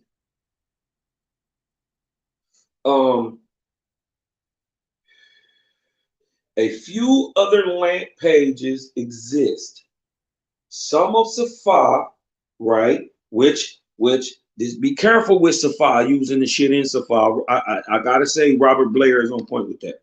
Safa comes with a cover letter. There's a cover letter, basically a warning in Safa that say, it's parts of this stuff was taken out of here, so y'all, because it actually worked. But if you're looking for the languages and how to ties and how to read the old wall paintings and cave paintings and Neolithic pictographs and hieroglyphic script, we got that for you in the Book of Safa. But if you're trying to call upon that old shit, guess what you're gonna get? Some old shit. And you're gonna be calling up on the balls and the Astaroths of the world and the Sudgas and TNs, and you did what I'm talking about, all this stuff you don't want no smoke with. You dig what I'm talking about? So already what's left out the Owaspy is the book of knowledge, the book of being, Safa, and one of Setenties. Huh.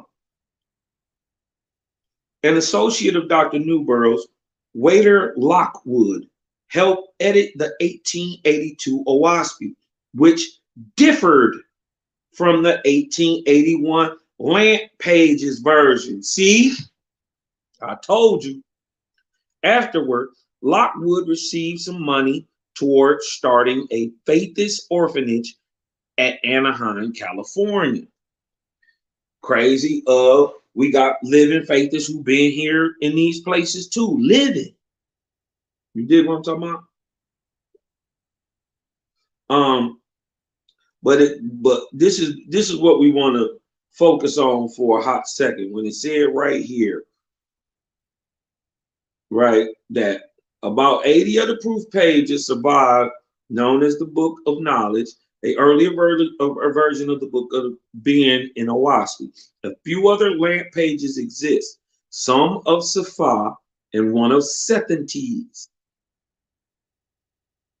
An associate of Dr. Newborough, Waiter Lockwood, helped edit, Lockwood, helped edit the 1882 Owaspy, which there's two of them.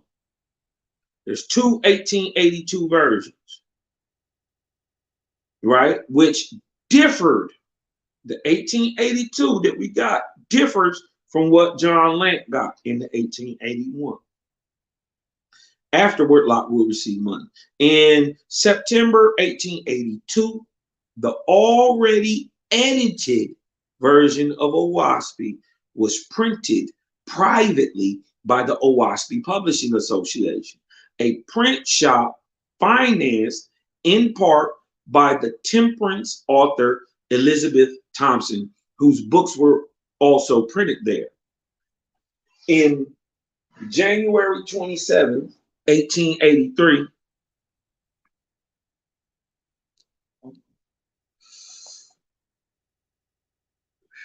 in his January 27, 1883 letter explaining how he wrote Owaspy on his typewriter during 52 weeks in 1881, appeared in both the American Banner of Light and the English Medium and Daybreak, March 2nd, 1883.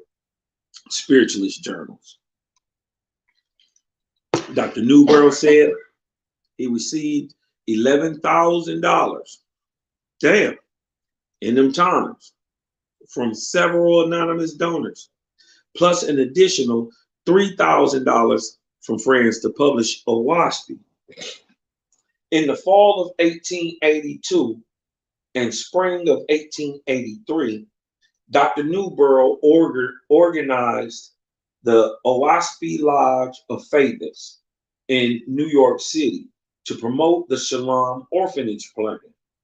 His associate and assistant was Miss Frances Vanderwater, whom he called Sister Frank. Dr. Newborough rented an upper flat with 6 rooms for Miss Vanderwater, where they took in 6 orphans, but 2 of them died.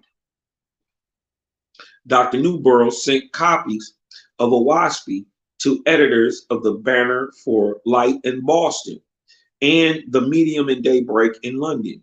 James Burns, editor of the Medium and Daybreak, announced Owaspy to his readers on December 1st, 1882, and for a few years advertised and sold the 1882 edition of Owaspy in England, but published portions of Owaspy, articles about it, and letters from Owaspy readers. One of the readers and letter writers was James Watson Jr. of Glasgow, Scotland, who pined Newborough's venture at Shalom, Donna Ana, New Mexico in 1884. Some years afterward, he married the Shalom school teacher Nellie Jones. A prospectus entitled A Sketch of the Faithists was printed in 1883, which included, listen, the Book of Zimmers, which is not in the 1882 copy. Was it in the 1881? When you read Zimmers, right? Zimmers in the language and how it's formed, it fits a waspy style, almost like how Ark of Bond fits. A Book of Bond's praise. It's the style of the writing, the rhythm, the words, how they're used, the imaginary part. You can tell it's from a waspy. So was Zimmers in the original 1881? It seems a version of the Book of Ben, the Book of Knowledge, which they didn't get over there to 2007. They got it at the same time we did, but it was here in America. Only the Book of Knowledge was here. It wasn't with the UK Faithists. They didn't know nothing about the Book of Knowledge. And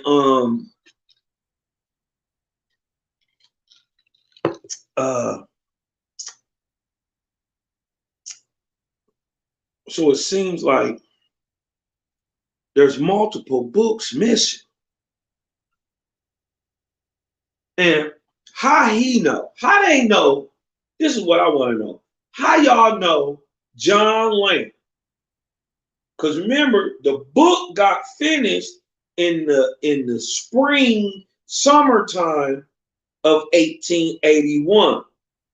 He didn't come, and then notice it didn't say JBN came and got the book from Lane.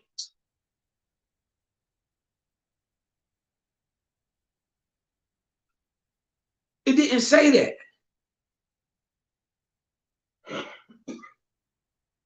Huh? So Lane had a copy of whatever that original manuscript is, because JBN came back here and told him he ripped it up. What? You ripped it up. We was told that JBN came and got the original manuscript from John Lane. That never did make sense. Right? He didn't get, no. He printed off a copy he had what JBN had. That was the original one. You dig what I'm talking about? That was the original one. And what was there that it took a whole year of power writing to do. That'd have been a book of thousands of pages. Thousands. You dig what I'm talking about? Thousands of pages. What's really missing out of one? What if it's really two parts?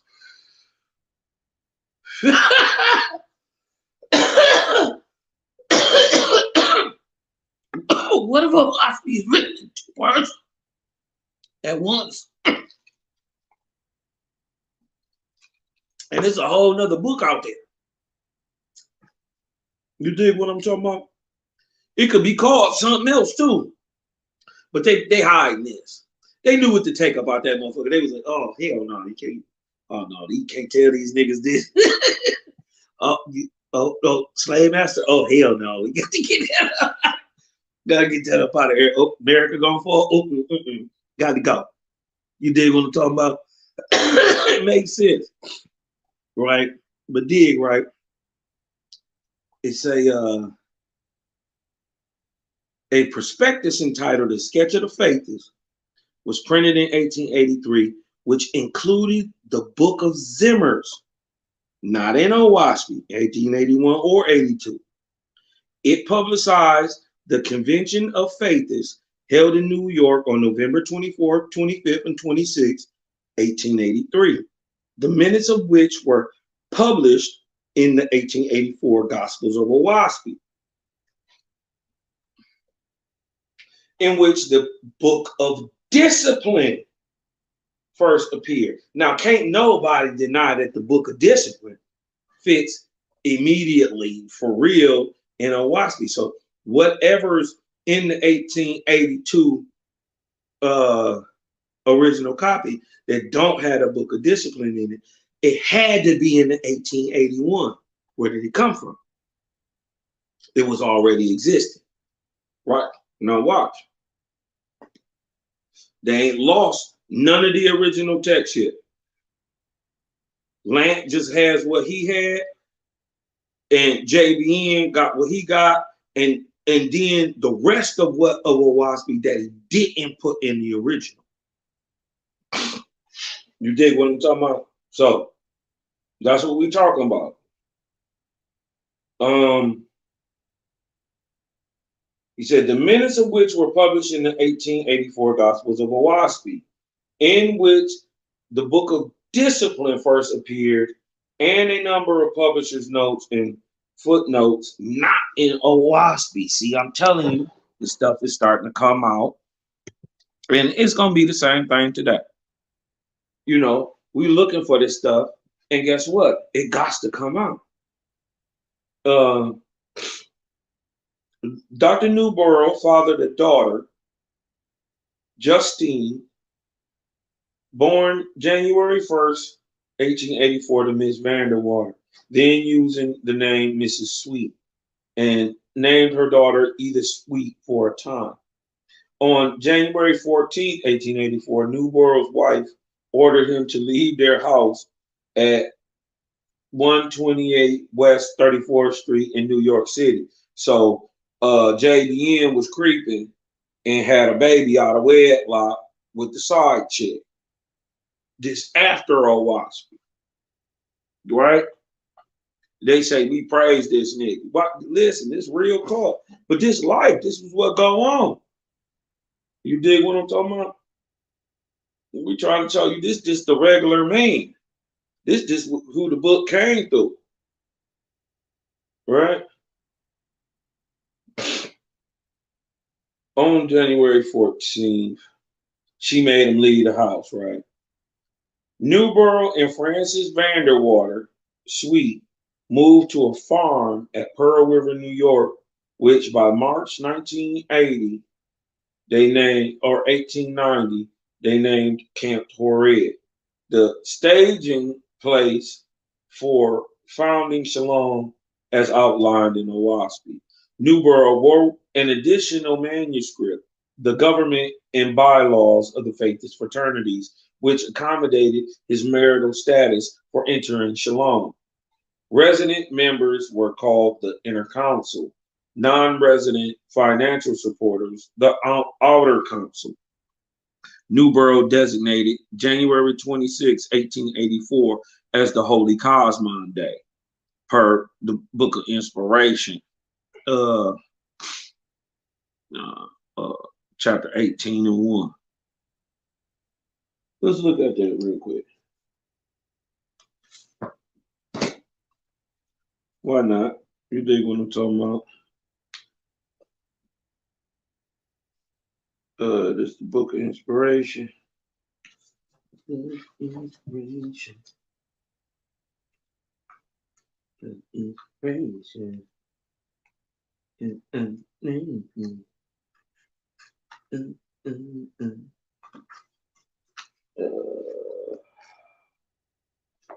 Book of Inspiration.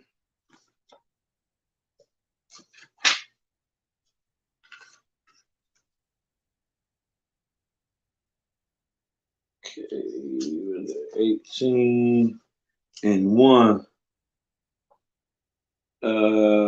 Holy Cosmon Day.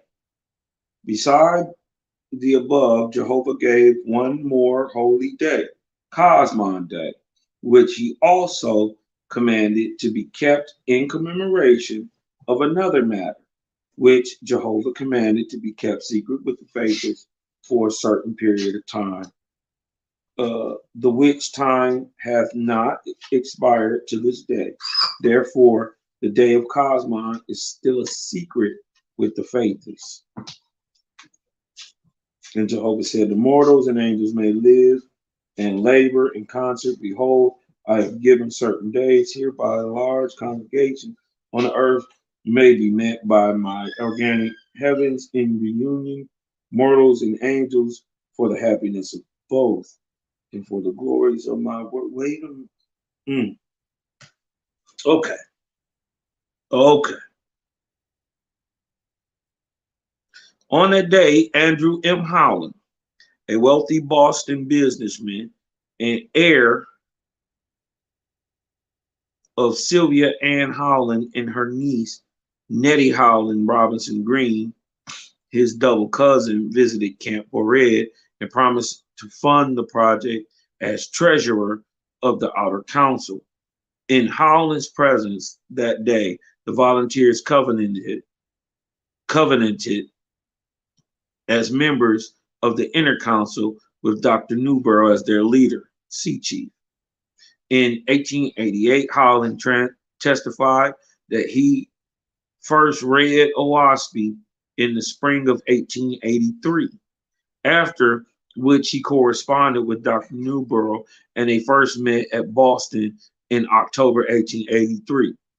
With $1,000 from Andrew Howland, Dr. Newborough and Joseph Greele went on a search by train to California to find land for Shalom. On August 25th, 1884, a telegram was received from Dr. Newborough that he had discovered Shalom. A letter followed that it was at Donna Ana Las Cruces, that's in New Mexico. Dr. Newborough alone returned to New Mexico with Howland's money, and on October 4th, 1884, purchased the land from John and Josepha Barncastle for $2,250. It's a lot of money at that time. Needed to Howland. I guess JBN that ran through a lot of that bread, huh? But he got people handling it for him.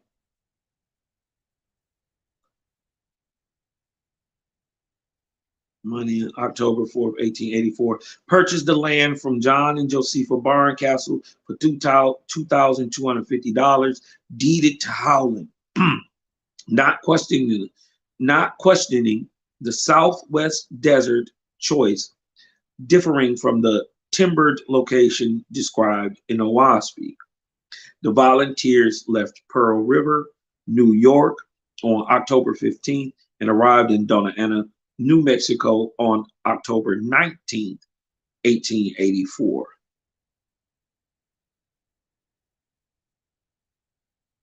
Took them 2 weeks to get there. The Shalom volunteers were not told of the financial arrangement between Newborough and Howland for financing Shalom. They assumed Howland was donating the land for the community when Dr. Reuben Carter, a professional colleague of Newborough's, arrived on March 29, 1885. He visited the Donna Ana courthouse and discovered there was no legal organization, and Howland was the sole owner of the property. His news upset the volunteers at Shalom, and they asked that the property be conveyed to them as a legal organization. Subsequently, Shalom was organized as the First Church of Tech in December 1885, when members signed articles of incorporation and a deed of trust drawn up by Andrew Howland at Boston. The property was conveyed to the corporation conditionally. Only 2 vegetarian meals daily not less than 5 new orphans taken in monthly, no outside help permitted, and upon written demand, paying Howland all the money he had invested. Signing as incorporators were John B. Newborough, Harold Sandberg, Gustav Percival, or Percy, who they call Percy Wiskel, Gustav Percival Wiskel, they call him Percy, Matty Patterson, James Watson Jr., Joseph Greal, Arthur L. Whiteside, William L. Jones, William T. Vance, Mary P. Davis, Charles B. Huggins, Isaac F. Wilson, Francis V. Sweet, Nellie F. Jones, Jesse M. Ellis, William Wells, John P. Wells, John B. Ross, Helena Terulinu, Helena Teruliniel, Sarah Wells, Martha Wells, Catherine Shaw, Henry S. Tanner, and Lydia A. Hutchins, recorded in the Book of Deeds, number 7, pages 101, 103, Donna Ana County, New Mexico. Howland sold his wool business in Boston and arrived to live in Shalom on February 13th, 1886. But Howland never joined the Church of Tay. The volunteers thought he would become a covenanted member like themselves and donate the land, but he did not. Instead of the cooperative project they volunteered for, they found themselves legally and financially obligated to Howland. According to court testimony, there were disagreements about allowing mistresses in the community, and Dr. Newborough spanking members' children without parental consent. Disenchanted and dissatisfied, the members held a meeting on March 12th, 1886, and sent a petition to Dr. Newborough asking him to give them the fraternal government he had promised. That same day, Howland revoked the deed of the trust to take the property back from the corporation and demanded payment of $37,282.18 from the members. The Board of Trustees, John Newborough, Francis Sweet, Henry Tanner, Joseph Greal, and Jesse Ellis, returned the property to Howland on March 13, 1886, the next day. On March 15, 1886, Andrew Howland up here clowning, Andrew Howland issued, like my little flipper thing, you dig what I'm talking about? Let me go ahead and bump some music real quick. Let's get into the vibes. You dig what I'm talking about? Let's get into a vibe real quick.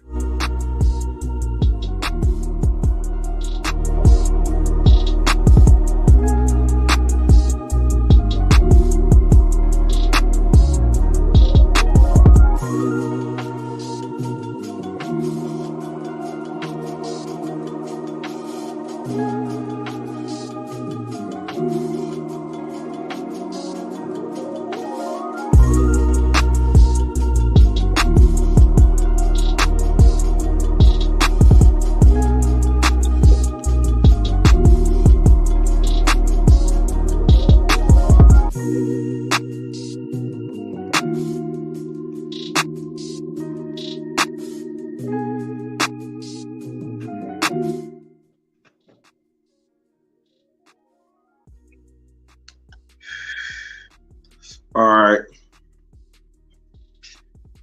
So on March 15, 1886, Andrew Howland issued written eviction orders to 5 members who were forced to leave subsequently. All members departed except Dr. Newborough, Mrs. Sweet, Joseph Greal, Maddie Patterson, and Henry Tanner. New volunteers were sought. On July 9th, 1886, Dr. Newborough sued for divorce from Rachel Turnbull. Donna Ana County, New Mexico, civil case number 952. The divorce was granted on October 6, 1886. On January 22nd, 1857, 3 of the former members sued Dr. Newborough and Andrew Howland. Is they sure this is right on 1857? On January 22nd, I think they meant to say 1887, but I think it says 1857. 3 of the former members sued Dr. Newborough and Andrew Howland. Jesse M. Ellis, civil case, 1050. Arthur L. Whiteside, civil case 1051. And Harold Sandberg, civil case 1052. Ellis alleged he was deceived and injured by false, fraudulent, and deceitful writings, pretending a foundation on sound principles of morality and purity, and alleged that Newborough was at the same time living a life of impurity, immorality, and dishonor. He charged Newborough with subjecting himself and his children to great personal tyranny and civility. This is deep. On September 28th, 1887, John JBN and Frances Vanderwater Sweet were married at Shalom. Also during 1887, Dr. Newborough wrote the Book of Gratias. They say Gratias was written in 1887. Founding of Leviticus, in which he mentioned the members saving Shalom. In 1 and 21, we'll get back and look into that. And of the lawsuits, verse 6, that is definitely talked about in there, about the lawsuits. And they said it's one of the most injurious things that can be done to a man.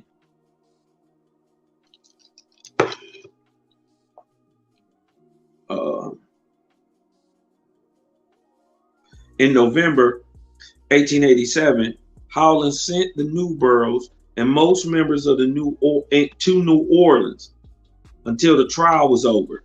The Newboroughs established a baby receiving home on the corner of Clay and Patton Streets, where they lived from 1887 until 1890. The trial was postponed several times because Dr. Newborough was not present, but was finally scheduled to convene on May 3rd, 1888. Anyway, on April 29th, 1888,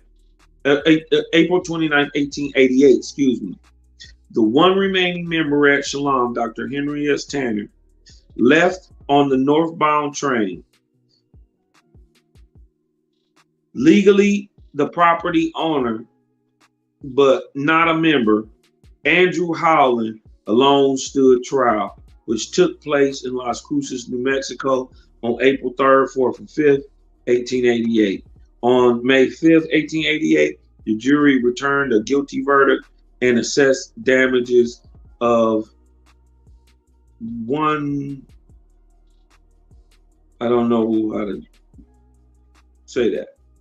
On appeal of the verdict was set aside on August 19, 1891, New Mexico court case. I don't even know how to, it's a $, a 1, a squiggly line, and then 2 zeros. I don't know what that means. Still in New Orleans during 1889, Dr. Newborough published a monthly magazine called The Castaway, publicizing the Shalom orphanage, seeking babies and volunteers. 9 issues were published from March to and including November 1889. In the July 1889 issue, Newborough Moat, we have 58 years yet ahead by 1947 to get ready in. At or before that time, all the present governments, religions, and all money monopolies are to be overthrown and to go out of existence. Well, he was almost right. Didn't quite work out there, JBN. But a new one came in. He was right about that. A new one did come in. The typewritten Owaspy manuscript with pages of pencil-drawn plates was kept in an oak box at Shalom, while Andrew Howland was alone at Shalom from 1888 to 1890. He made revision notes in an 1882 Owaspy, subsequently used by Boston Printer to publish the 1891 second edition. Not in O was a recurring note in the revisions, thought to mean not in original manuscript. However, following one such note was, "Let this stand as it is." For years, the 1882 Owaspy with Howland's revision notes was in storage at El Paso, Texas. In 1972, it was donated to the New Mexico State University Library, Rio Grande Collections at Las Cruces, New Mexico. Howland's revision notes appear close to, if not the same as, the handwriting in the 1882 Owaspy plates. Research requiring a handwriting expert. From 1881 until Newborough died, Owaspy manuscripts were written and revised. He died of influenza on April 22nd, 1891. Before the second edition of Owaspy was printed in Boston, and before the New Mexico Supreme Court reversed the judgment of the district court on August 19, 1891. Dang, he didn't even get to see it. Andrew Howland married Frances Vanderwater Newborough at Shalom, June 25th, 1893. Dang. So after JBN died, Howland married his chick. Yeah. He had been married before and had a daughter in Boston, May Howland Leroy. Between 1891 and 1907, Howland lost the rest of his fortune trying to implement Levitica. Now, if you know what Levitica is, once you read Gratias. But we read Gratias. Go back, read my Owaspy Apocrypha text about Gratias, and then it'll tell you exactly what you know, and then you'll read up on Levitica, and then you'll know exactly what we talk about. Other than that, you'll just stay in the dark.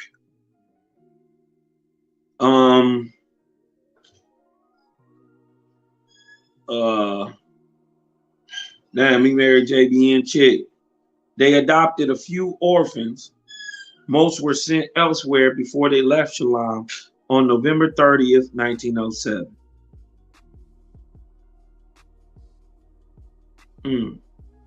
They visited Long Beach, California until June 25th, 1908, then moved to El Paso, Texas, where they resided at 1118 Rio Grande and 1019 East Rio Grande Street.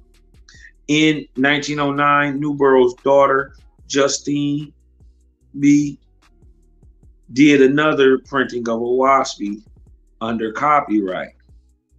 Newborough, although the Howlands continued to sell Owaspy from their home, they had switched their faith to New Thought Unity before Howland died on April 20th, 1917, and his wife on January 3rd, 1922. Huh. Get deep, don't it? Hey, man, if you learning some information about this JBN stuff, man, you dig what I'm talking about? Throw me a one in the chat, man. Let your boy Cosmo know you're listening, man. You're learning something from it. You're learning some deeper inside things that you didn't really know about. You dig what I'm talking about? Answering some of these questions. If you're getting a little couple answers about what Cosmo bringing out, man, hit me off with a one in the chat. Let me know you're still with me. You dig what I'm talking about? In the meantime, let's bang some of this vortexing heat real quick. Turn this thing up, catch a groove real quick, and we'll be right back. Finish it on out.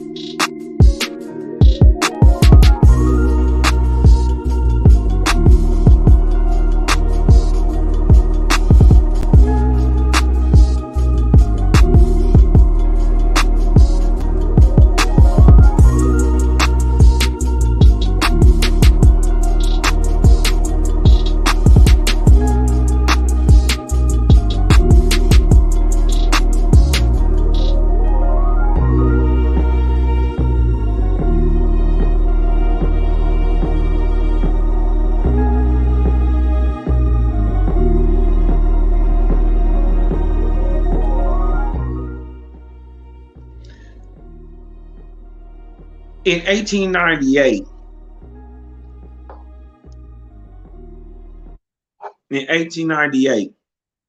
Frank P. White, a former participant in Howland's Levitica community, returned home and founded a Denver fraternity. His wife, Clara E. White, was a medium and claimed to restore Owaski to its true, unrevised form, which they published under the title Romance of the Red Star. Somebody go grab that. Go look that up real quick. I can't even get on this phone fast enough. Go look this up. I haven't even seen this. Go look this up. Romance of the Red Star, a biography of the earth. Somebody send that in the chat. Hit your boy up. Let me hold on. Let me get back to the comments. Gang in the house. I see y'all up in here. Shout out to Awaken the Truth Ministries. She be bringing that fire in the morning too. You dig what I'm talking about? Y'all tune in. Selah Shalom TV, Honor and Humility STL, Bronze Job TV, Awaken the Truth Ministries, Cosmo and Cal TV. Hit them subs. It's free, nigga. Don't cost you nothing to thumb it up, thumb it down, leave a message, share it. Don't cost you nothing. You dig what I'm talking about? We're going to get this information out here. Romance of the Red Star. Somebody come leave me a link in here somewhere because I'm going to find it.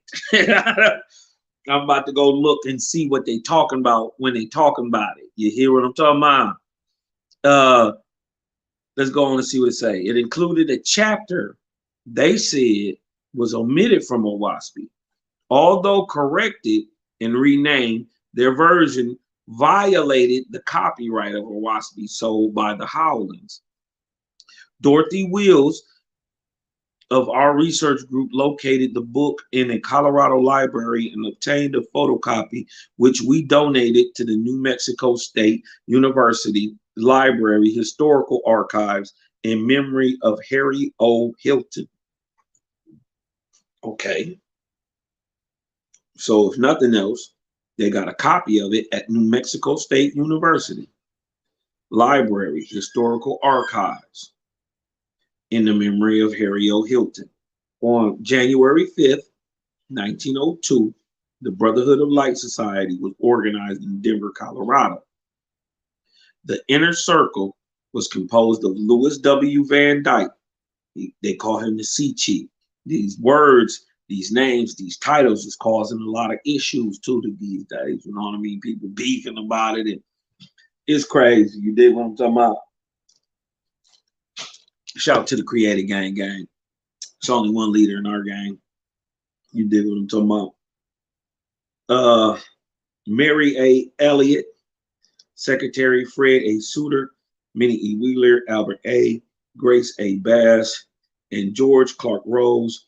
Chief and Secretary of the Outer Council was Nelson K. Standard, an optician at 255 Woodward Avenue, Detroit, Michigan, at Woodward. I know right where this is at, too. Nelson K. Standard, an optician at 255 Woodward Avenue, Detroit, Michigan. Yeah, that's what's up. I know right where this at. Also, 9-member of the Outer Council. Also, then I think that's meant to say the 9th member of the Outer Council was the first OWASP printer, John A. Lent. And they got it wrote John A. Lent, L-E-N-T, not L-A-N-T. Now, it could be a misspelling. It could be a misspelling. But somebody need to look up John A. Lent. You dig what I'm talking about? Then residing at 4265 Easton Avenue, St. Louis, Missouri. So this is Lent. It may just be a misprint. So, but somebody look into John A. Lent. You dig what I'm talking about? But this Romance of the Red Star is gonna have to get looked at. Somebody gonna have to peep that. You dig what I'm saying? Okay, so we can start tying tie John Lent into East St. Louis 4265 at the turn of the century. So we go back to the 1900, 1910,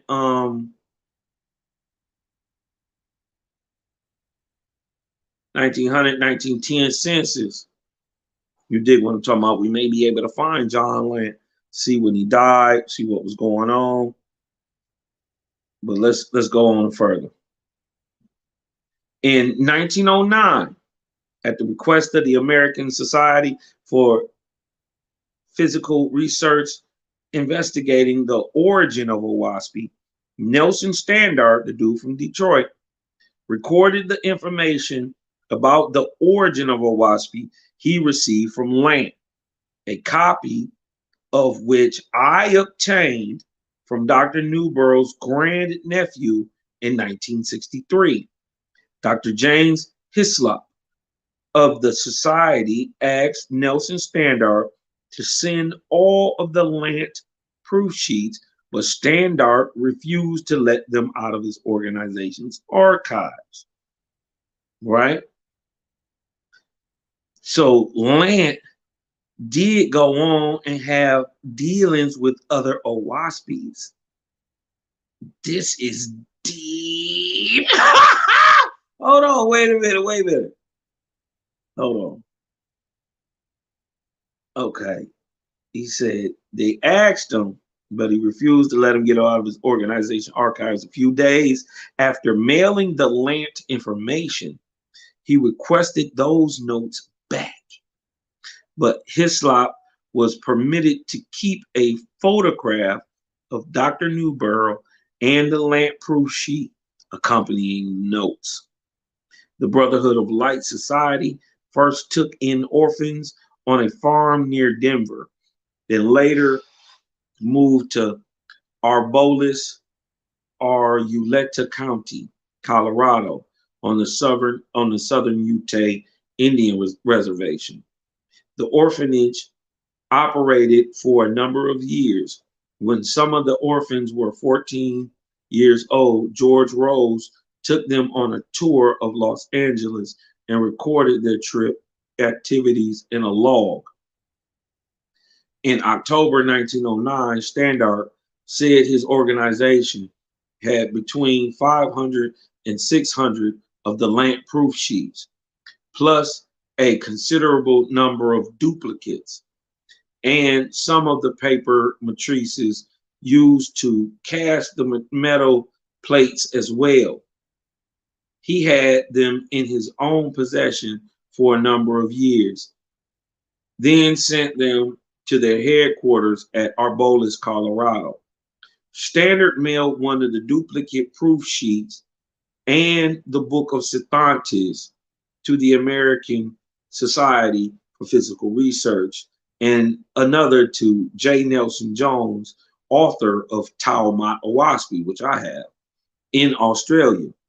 Years later, Wing Anderson acquired about 80 duplicates of the lamp proof sheets, now known as the Book of Knowledge, plus some of the pages of the original Book of Safa, not in Owaspi, where the collection of over 500 proof sheets and paper matrices are, if they survived, is yet unknown. Another research project. The lamp proof version of Owaspi preceded the typewritten manuscript Howland used to compare the 1882 with while revising it for the 1891 edition. Didn't I tell y'all? Didn't I tell you? And none of the 1882 or the 1891 got anything to do with the 1881 proof plates of John Lamp. Different stuff. You dig what I'm talking about?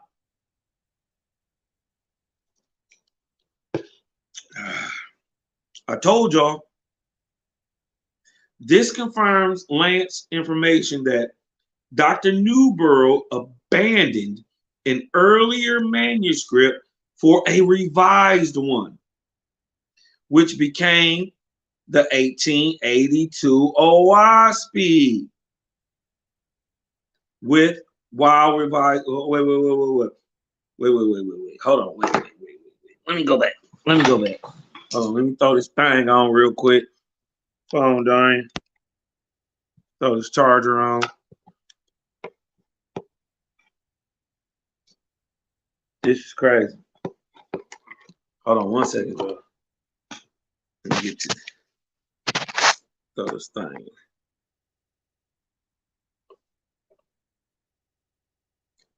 DJ, run the biz.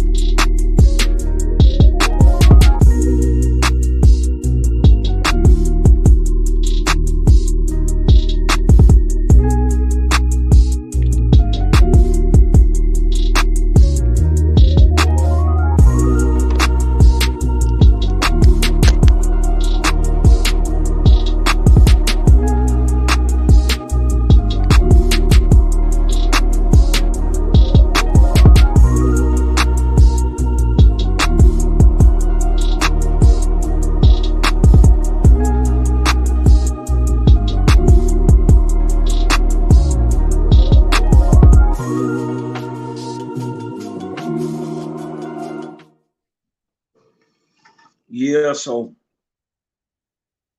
dig, right? Look what it say. Let me go back a little bit. In 1909, Standard said his organization had between. Oh, hold on, no. Let me go back. The Lamproust version of Owaspy preceded the typewritten manuscript Howland used to compare the 1882 with while revising it for the 1891 edition. This confirms Lance information that Dr. Newborough had abandoned in an earlier manuscript for a revised one, which became the 1882 edition. Mm. Many of the Lamproust verses are worded differently and use more panic words such as Chad for God. So, okay, I guess when they talking about in the book, when they talking about the God Chad, I guess they talking about it Chad, or they could be saying it in a different language. Substitution of English for Punic words was acknowledged in the publisher's remarks preceding the 1882 version of the Book of Ben. Not only were words substituted in the 1882 Owaspy, information was changed and materials was omitted. The Confraternity of Faithists in London, England began publishing the 1891 edition of Owaspy from smaller plates and with English spelling of words like color in 1909 and 1910. In 1934, Wing Anderson purchased the Owaspy copyright plate printing plates and 2,700 unbound books from Dr. Newborough's daughter and published the bite-sized 1891 edition.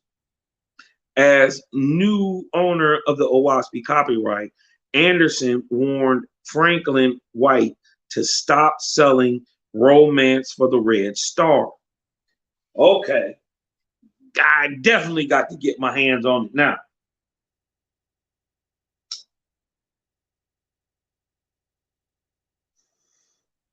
This deep. This deep, y'all. I ain't gonna lie. Anderson helped Newborough's daughter, Jane Newborough, who married W.B. Williams and had 3 children, divorced and changed her name to Joan Howland, relocate to Southern California in 1938. For a time, he employed the family in his book selling business. The relationship became strained, however, because Joan wanted no contact with readers of Owaspy. That's deep. When Anderson interviewed her on March 20th, 1960, about Owaspy and Shalom history, she said that was the last she would ever talk to him about based on Newborough's forecast of world conditions in 1948. Wing Anderson wrote and successfully marketed a series of prophecy books during the World War II years. He did. I got them too. I got them the Times of Prophecy, and he established his Exceeding Cosmon community at North Salt Lake in 1944. Wayne Anderson book is on point. They can say what they want to. Wayne Anderson knew what he was doing. Wayne Anderson had that sauce. I'm just telling you, because his the prophetic years book is the, hold on. I got it somewhere. Anyway, it's over here. I got the prophetic years. It's a red book. And boy, Wayne Anderson was on point. Wing Anderson was on fire. You dig what I'm talking about? Everything he said came true. I ain't even gonna lie. He was wrong about I ain't gonna get into the little small hats and how he was tying that to them people, but then he was looking at the wrong people. But I get what he was symbolizing with the 1948 and trying to tie it in and all that. Yeah, but it was something going on in America also. Okay. See what was happening down south at the end of the 1940s. While these Negroes was moving about the south, moving out west. Look what happened in 1948 in America. Uh-oh. Start some dark. We about to go into these dark corners of the lodge.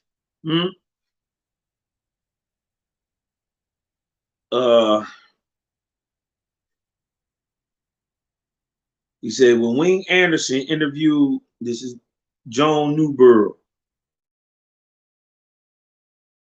JB and daughter, on March 20 of 1960 about the WASP Shalom history, she said that was the last she would ever talk to him about based on Newborough's forecast of world conditions in 1947. Wing Anderson wrote and successfully marketed a series of prophecy books during the World War II years. He established his Essenes of Cosmon community at North Salt Lake in 1944. Utah would not permit the organization to adopt, what does it say? To adopt children. So he moved the project to Colorado, but the Utah problem followed them. Wing and Lillian Anderson personally adopted two kids, Carl and Thor. He disbanded his organization in 1957. In 1960, Ray Palmer, Amherst Press, began printing the green-covered facsimiles of the 1882 OWASP. This is the green, what they call the green cover OWASP. Many people seen that. And they say that is a replica of the 1882. That's a lot of stuff missing, if that's what JBN printed out. You dig what I'm talking about? Because you look at the 1891, it's a monster. You dig what I'm talking about? And then even Big Blue is littler than the 1891. It got less info in. You dig what I'm talking about? So we're gonna get this thing popping. You dig what I'm talking about? We're gonna bring it all out in the end of the day. You dig what I'm talking about? So let me see.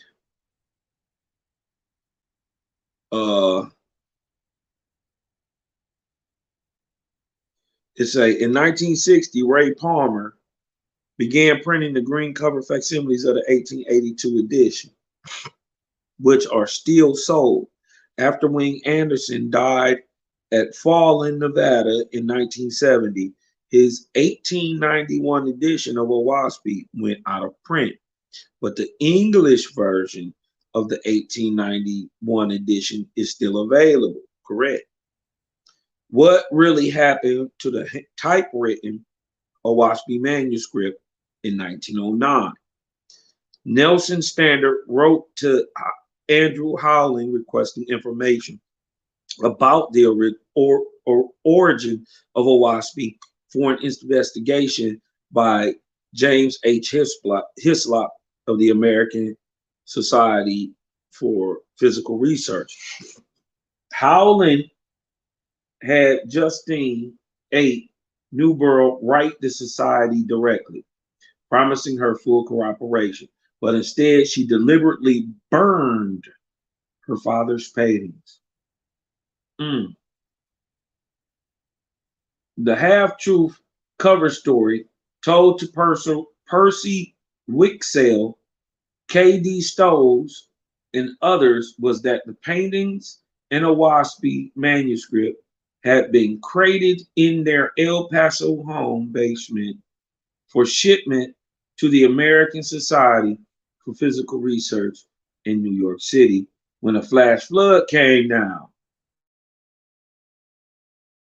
from nearby Mount Franklin. Ain't that what we heard? And destroyed them all.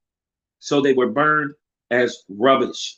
But Joan Howland, Justine Newborough, said in 1960 she destroyed them by fire on purpose, which prevented the ASPR from examining the originals. Between 1909 and 1917, Mrs. Howland and Justine Newborough answered letters promising to cooperate with the ASPR investigation, but never did. A subsequent effort by the adopted Howland daughter to replace the typewritten manuscript indicates she may have participated in its deliberate destruction. The children at Shalom were given Owaspy names. Justine Newborough Howland's was Etisiah. Her adopted brother's name was Nina. Nin was born Lewis Howard on October 15, 1888 in New Orleans and married Alfred J. Carpenter, an El Paso plumber, on June 5, 1915. In an effort to replicate the original, she laboriously typed an Owaspy manuscript and made pencil drawings of the plates. So this is how these new pictures came. One page was a sample of the typewriting. This is what they I think they call it what we read, what the Sister Awaken the Truth is reading as the John Lang plates. It's these replicas. One page was a sample of typewriting. It was intended to pass as the original manuscript, and it did. Her manuscript was donated to the Centennial Museum of the Texas Western College, which is now the University of Texas, El Paso. Got to go get that. In 1949, by Lewis Howard Cantrell, the museum acquisition was reported to the El Paso Herald on July 28, 1950, and being the genuine original Owaspy manuscript. Got to go see that one too. But we know that's not it. But we need to have them all to compare them all together. See, you dig what I'm talking about? I want to see them all. I ain't scared of that. I want to see it. I want to see everything. Judge, I got to show me. You dig what I'm talking about? I want to see everything.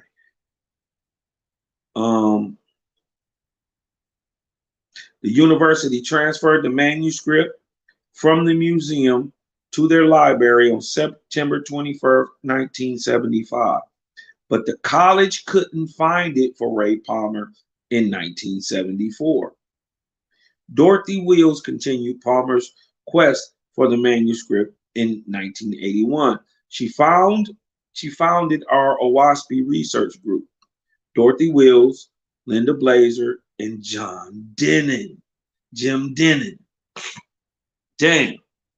We asked the UTEP library staff to keep looking. They moved into a new library building, but the manuscript eluded discovery until it turned up in a box during Cosmon inventory on February 5th, 1987. After all our effort and wait, it was Nin Carpenter's typewriting, not Newborough's original manuscript. Despite the disappointing outcome, that's what I told you. But we know, we know that that's not it. Damn. Despite the disappointing outcome, our group added to the knowledge of the Owaspy and Shalom history by locating records and photographs and contributing them to New Mexico State University Library, Rio Grande Historical Collection. Dr. James H. Hislop of the American Society for Physical Research was favorably inclined toward Dr. Newborough and Owaski if Nelson Standard, Andrew Howland, Francis Newborough Howland, and Justine B. Howland had cooperated with him. The over 500 John A. Lant proof sheets and the original typewritten Owaski manuscript, as well as Dr. Newborough's paintings, would all be safe in the ASPR archives today. The old saying, "Don't throw the baby out with the bathwater," is worth taking into account relative to Owaski. Dang. And its history. Everything in the universe proves the Great Spirit. In our short ride on this planet, we are all wondering about the same thing, particularly about what happens to us after death. Jim Denton. And it gives a book of his references and everything. Shoo. Shoo. Yo. That's why I gotta respect Jim Denton, man. That boy go deep. And obviously, Jim Denton, when he got into it, he had OGs to break it down to him. So he could just get it, and now he can start stretching his mind towards what he's thinking. He's not stuck in any box. And that's what's dope about Owaski. The further you open your eyes to see, the more there is to see. You dig what I'm talking about? That's cool. So all this is all the back history. But now you got to ask yourself, does that invalidate the information in Owaski? Not even close. Oh, listen, I don't care. Listen, that's a shame. If Owaski been tampered with, and obviously stuff got left out and then it got scrambled, right? But for what we got right now today, if that's the tampered with version, ain't a book in the world can deal with it. What it's gonna do is still the best book in the world. And then we know how Jaja do. It's a version out there. It's a version out there.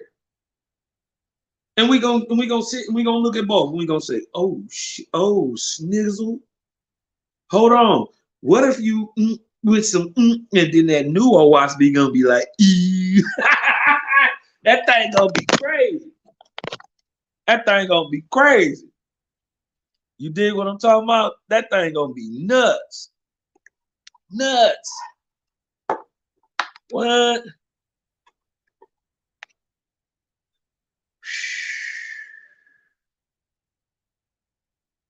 You know what I mean? This is why you gotta have good chop sessions sometimes. You know what I mean? It ain't about just teaching and narrowing it down, man. It's about showing it so people can see creator and everything. Because soon as you start recognizing that creators and everything, then it start to make sense. It start to make sense. You know what I mean? And then once it start to make sense, you start to lose fear. Because you able to think around it. Everything. So, man, this is crazy. This is crazy. I will give it that, man. Thank everybody for coming through. You know what I mean? Just wanted a little chop with your boy Cosmonian. You dig what I'm talking about? A little light chop session with your cook. You dig what I'm talking about? Shout out to that Ray. Shout out to Ray in the house, Elizabeth Weaver, Waking the Truth Ministry. We need to bump heads sometimes, and y'all need to come on the show. We'll set it up. Y'all come on the show, and I need to come on your show one day. And also,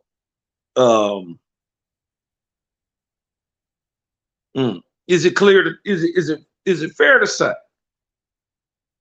is it fair to say that what the sister reading on Awaken the Truth is not the John Land plates? Is that fair? Right? Uh, Dope to learn that. What else we learned? We learned that Gratias was written in 1888.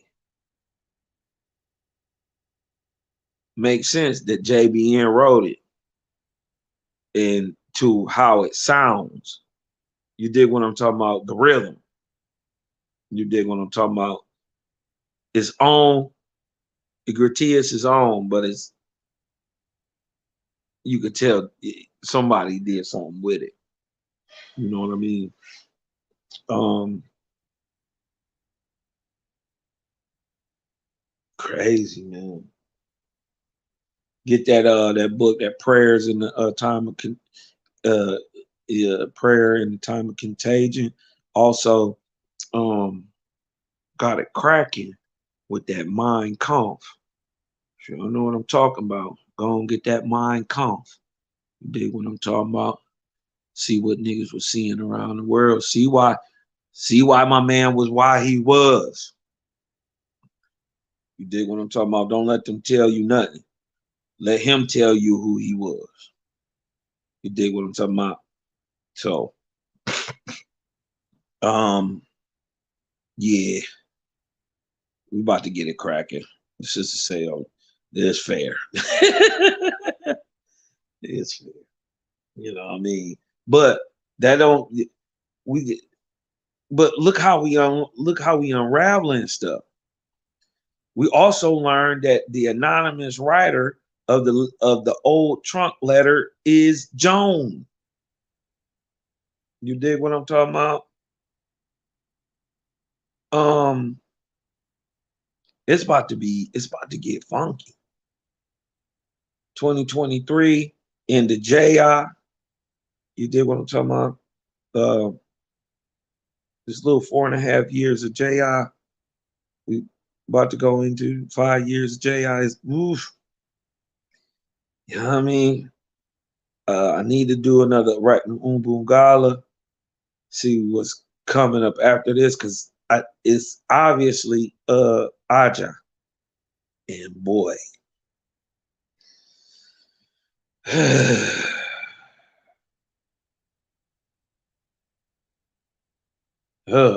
it could get ugly, y'all. It could get ugly. But that's a whole nother conversation. I'm going to get that romance for the what is it called? Romance for the red letter, or whatever. I'm going to get that book, rewind it back. You dig what I'm talking about? That's on the way. You dig what I'm talking about? We're gonna check that out.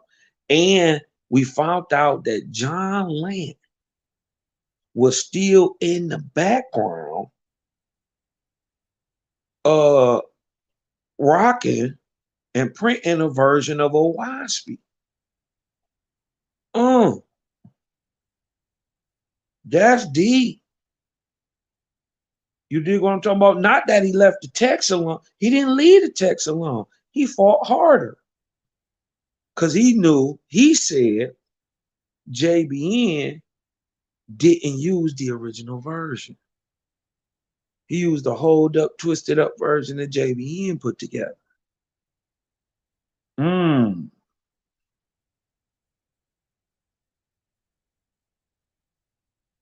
Gotta go look into what he's saying, man. We're gonna check it out, man, and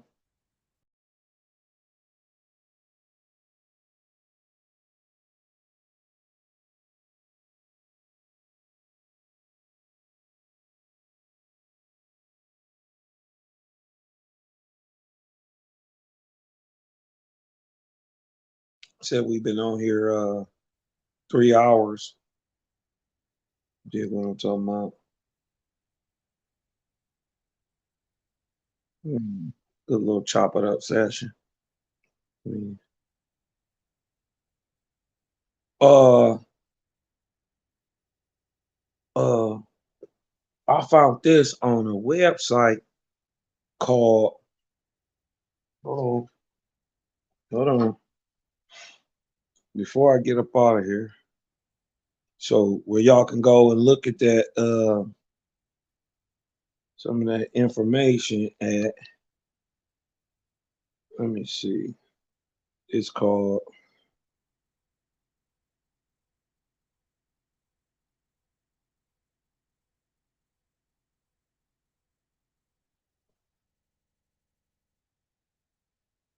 Esoteric Books .deads, Esoteric Books, or you can just put you in Esoteric Books OSP.com. You dig what I'm talking about? It'll lead you to a little purple page, look like this. Esotericbooks.com.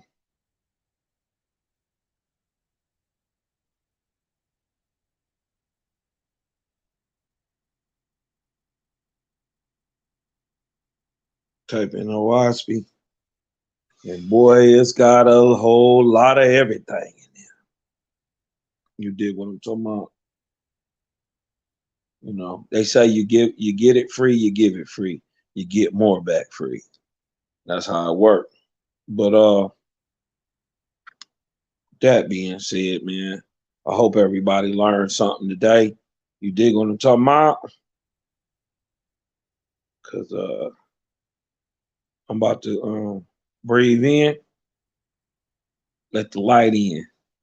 Cause I'm Cosmon. I'm out.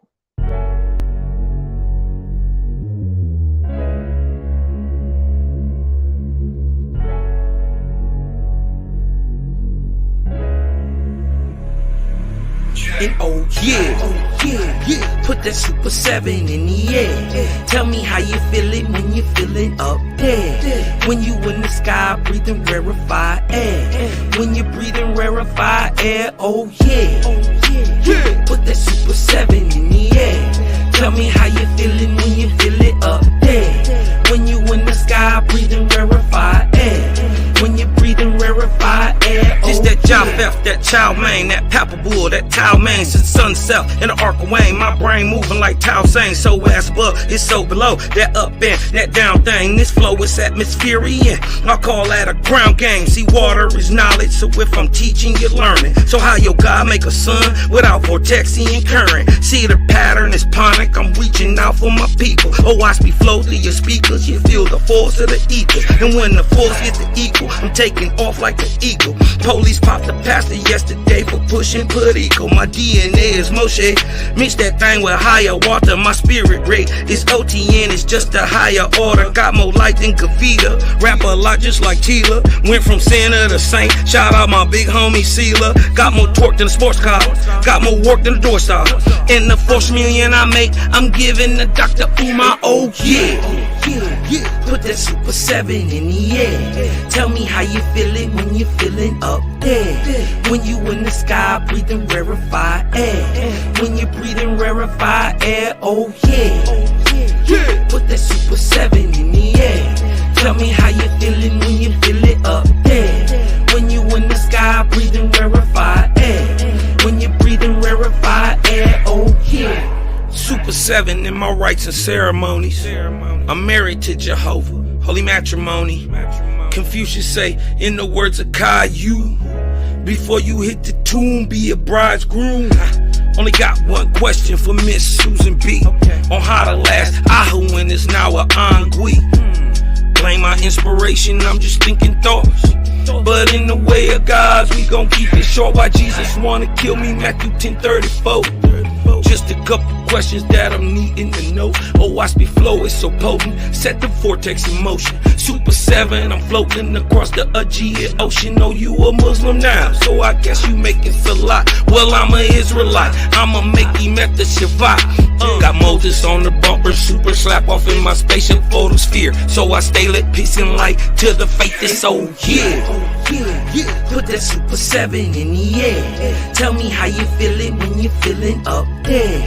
When you in the sky, breathing rarefied air. When you're breathing rarefied air, oh yeah. Put that Super 7 in the air. Tell me how you feeling when you feel it up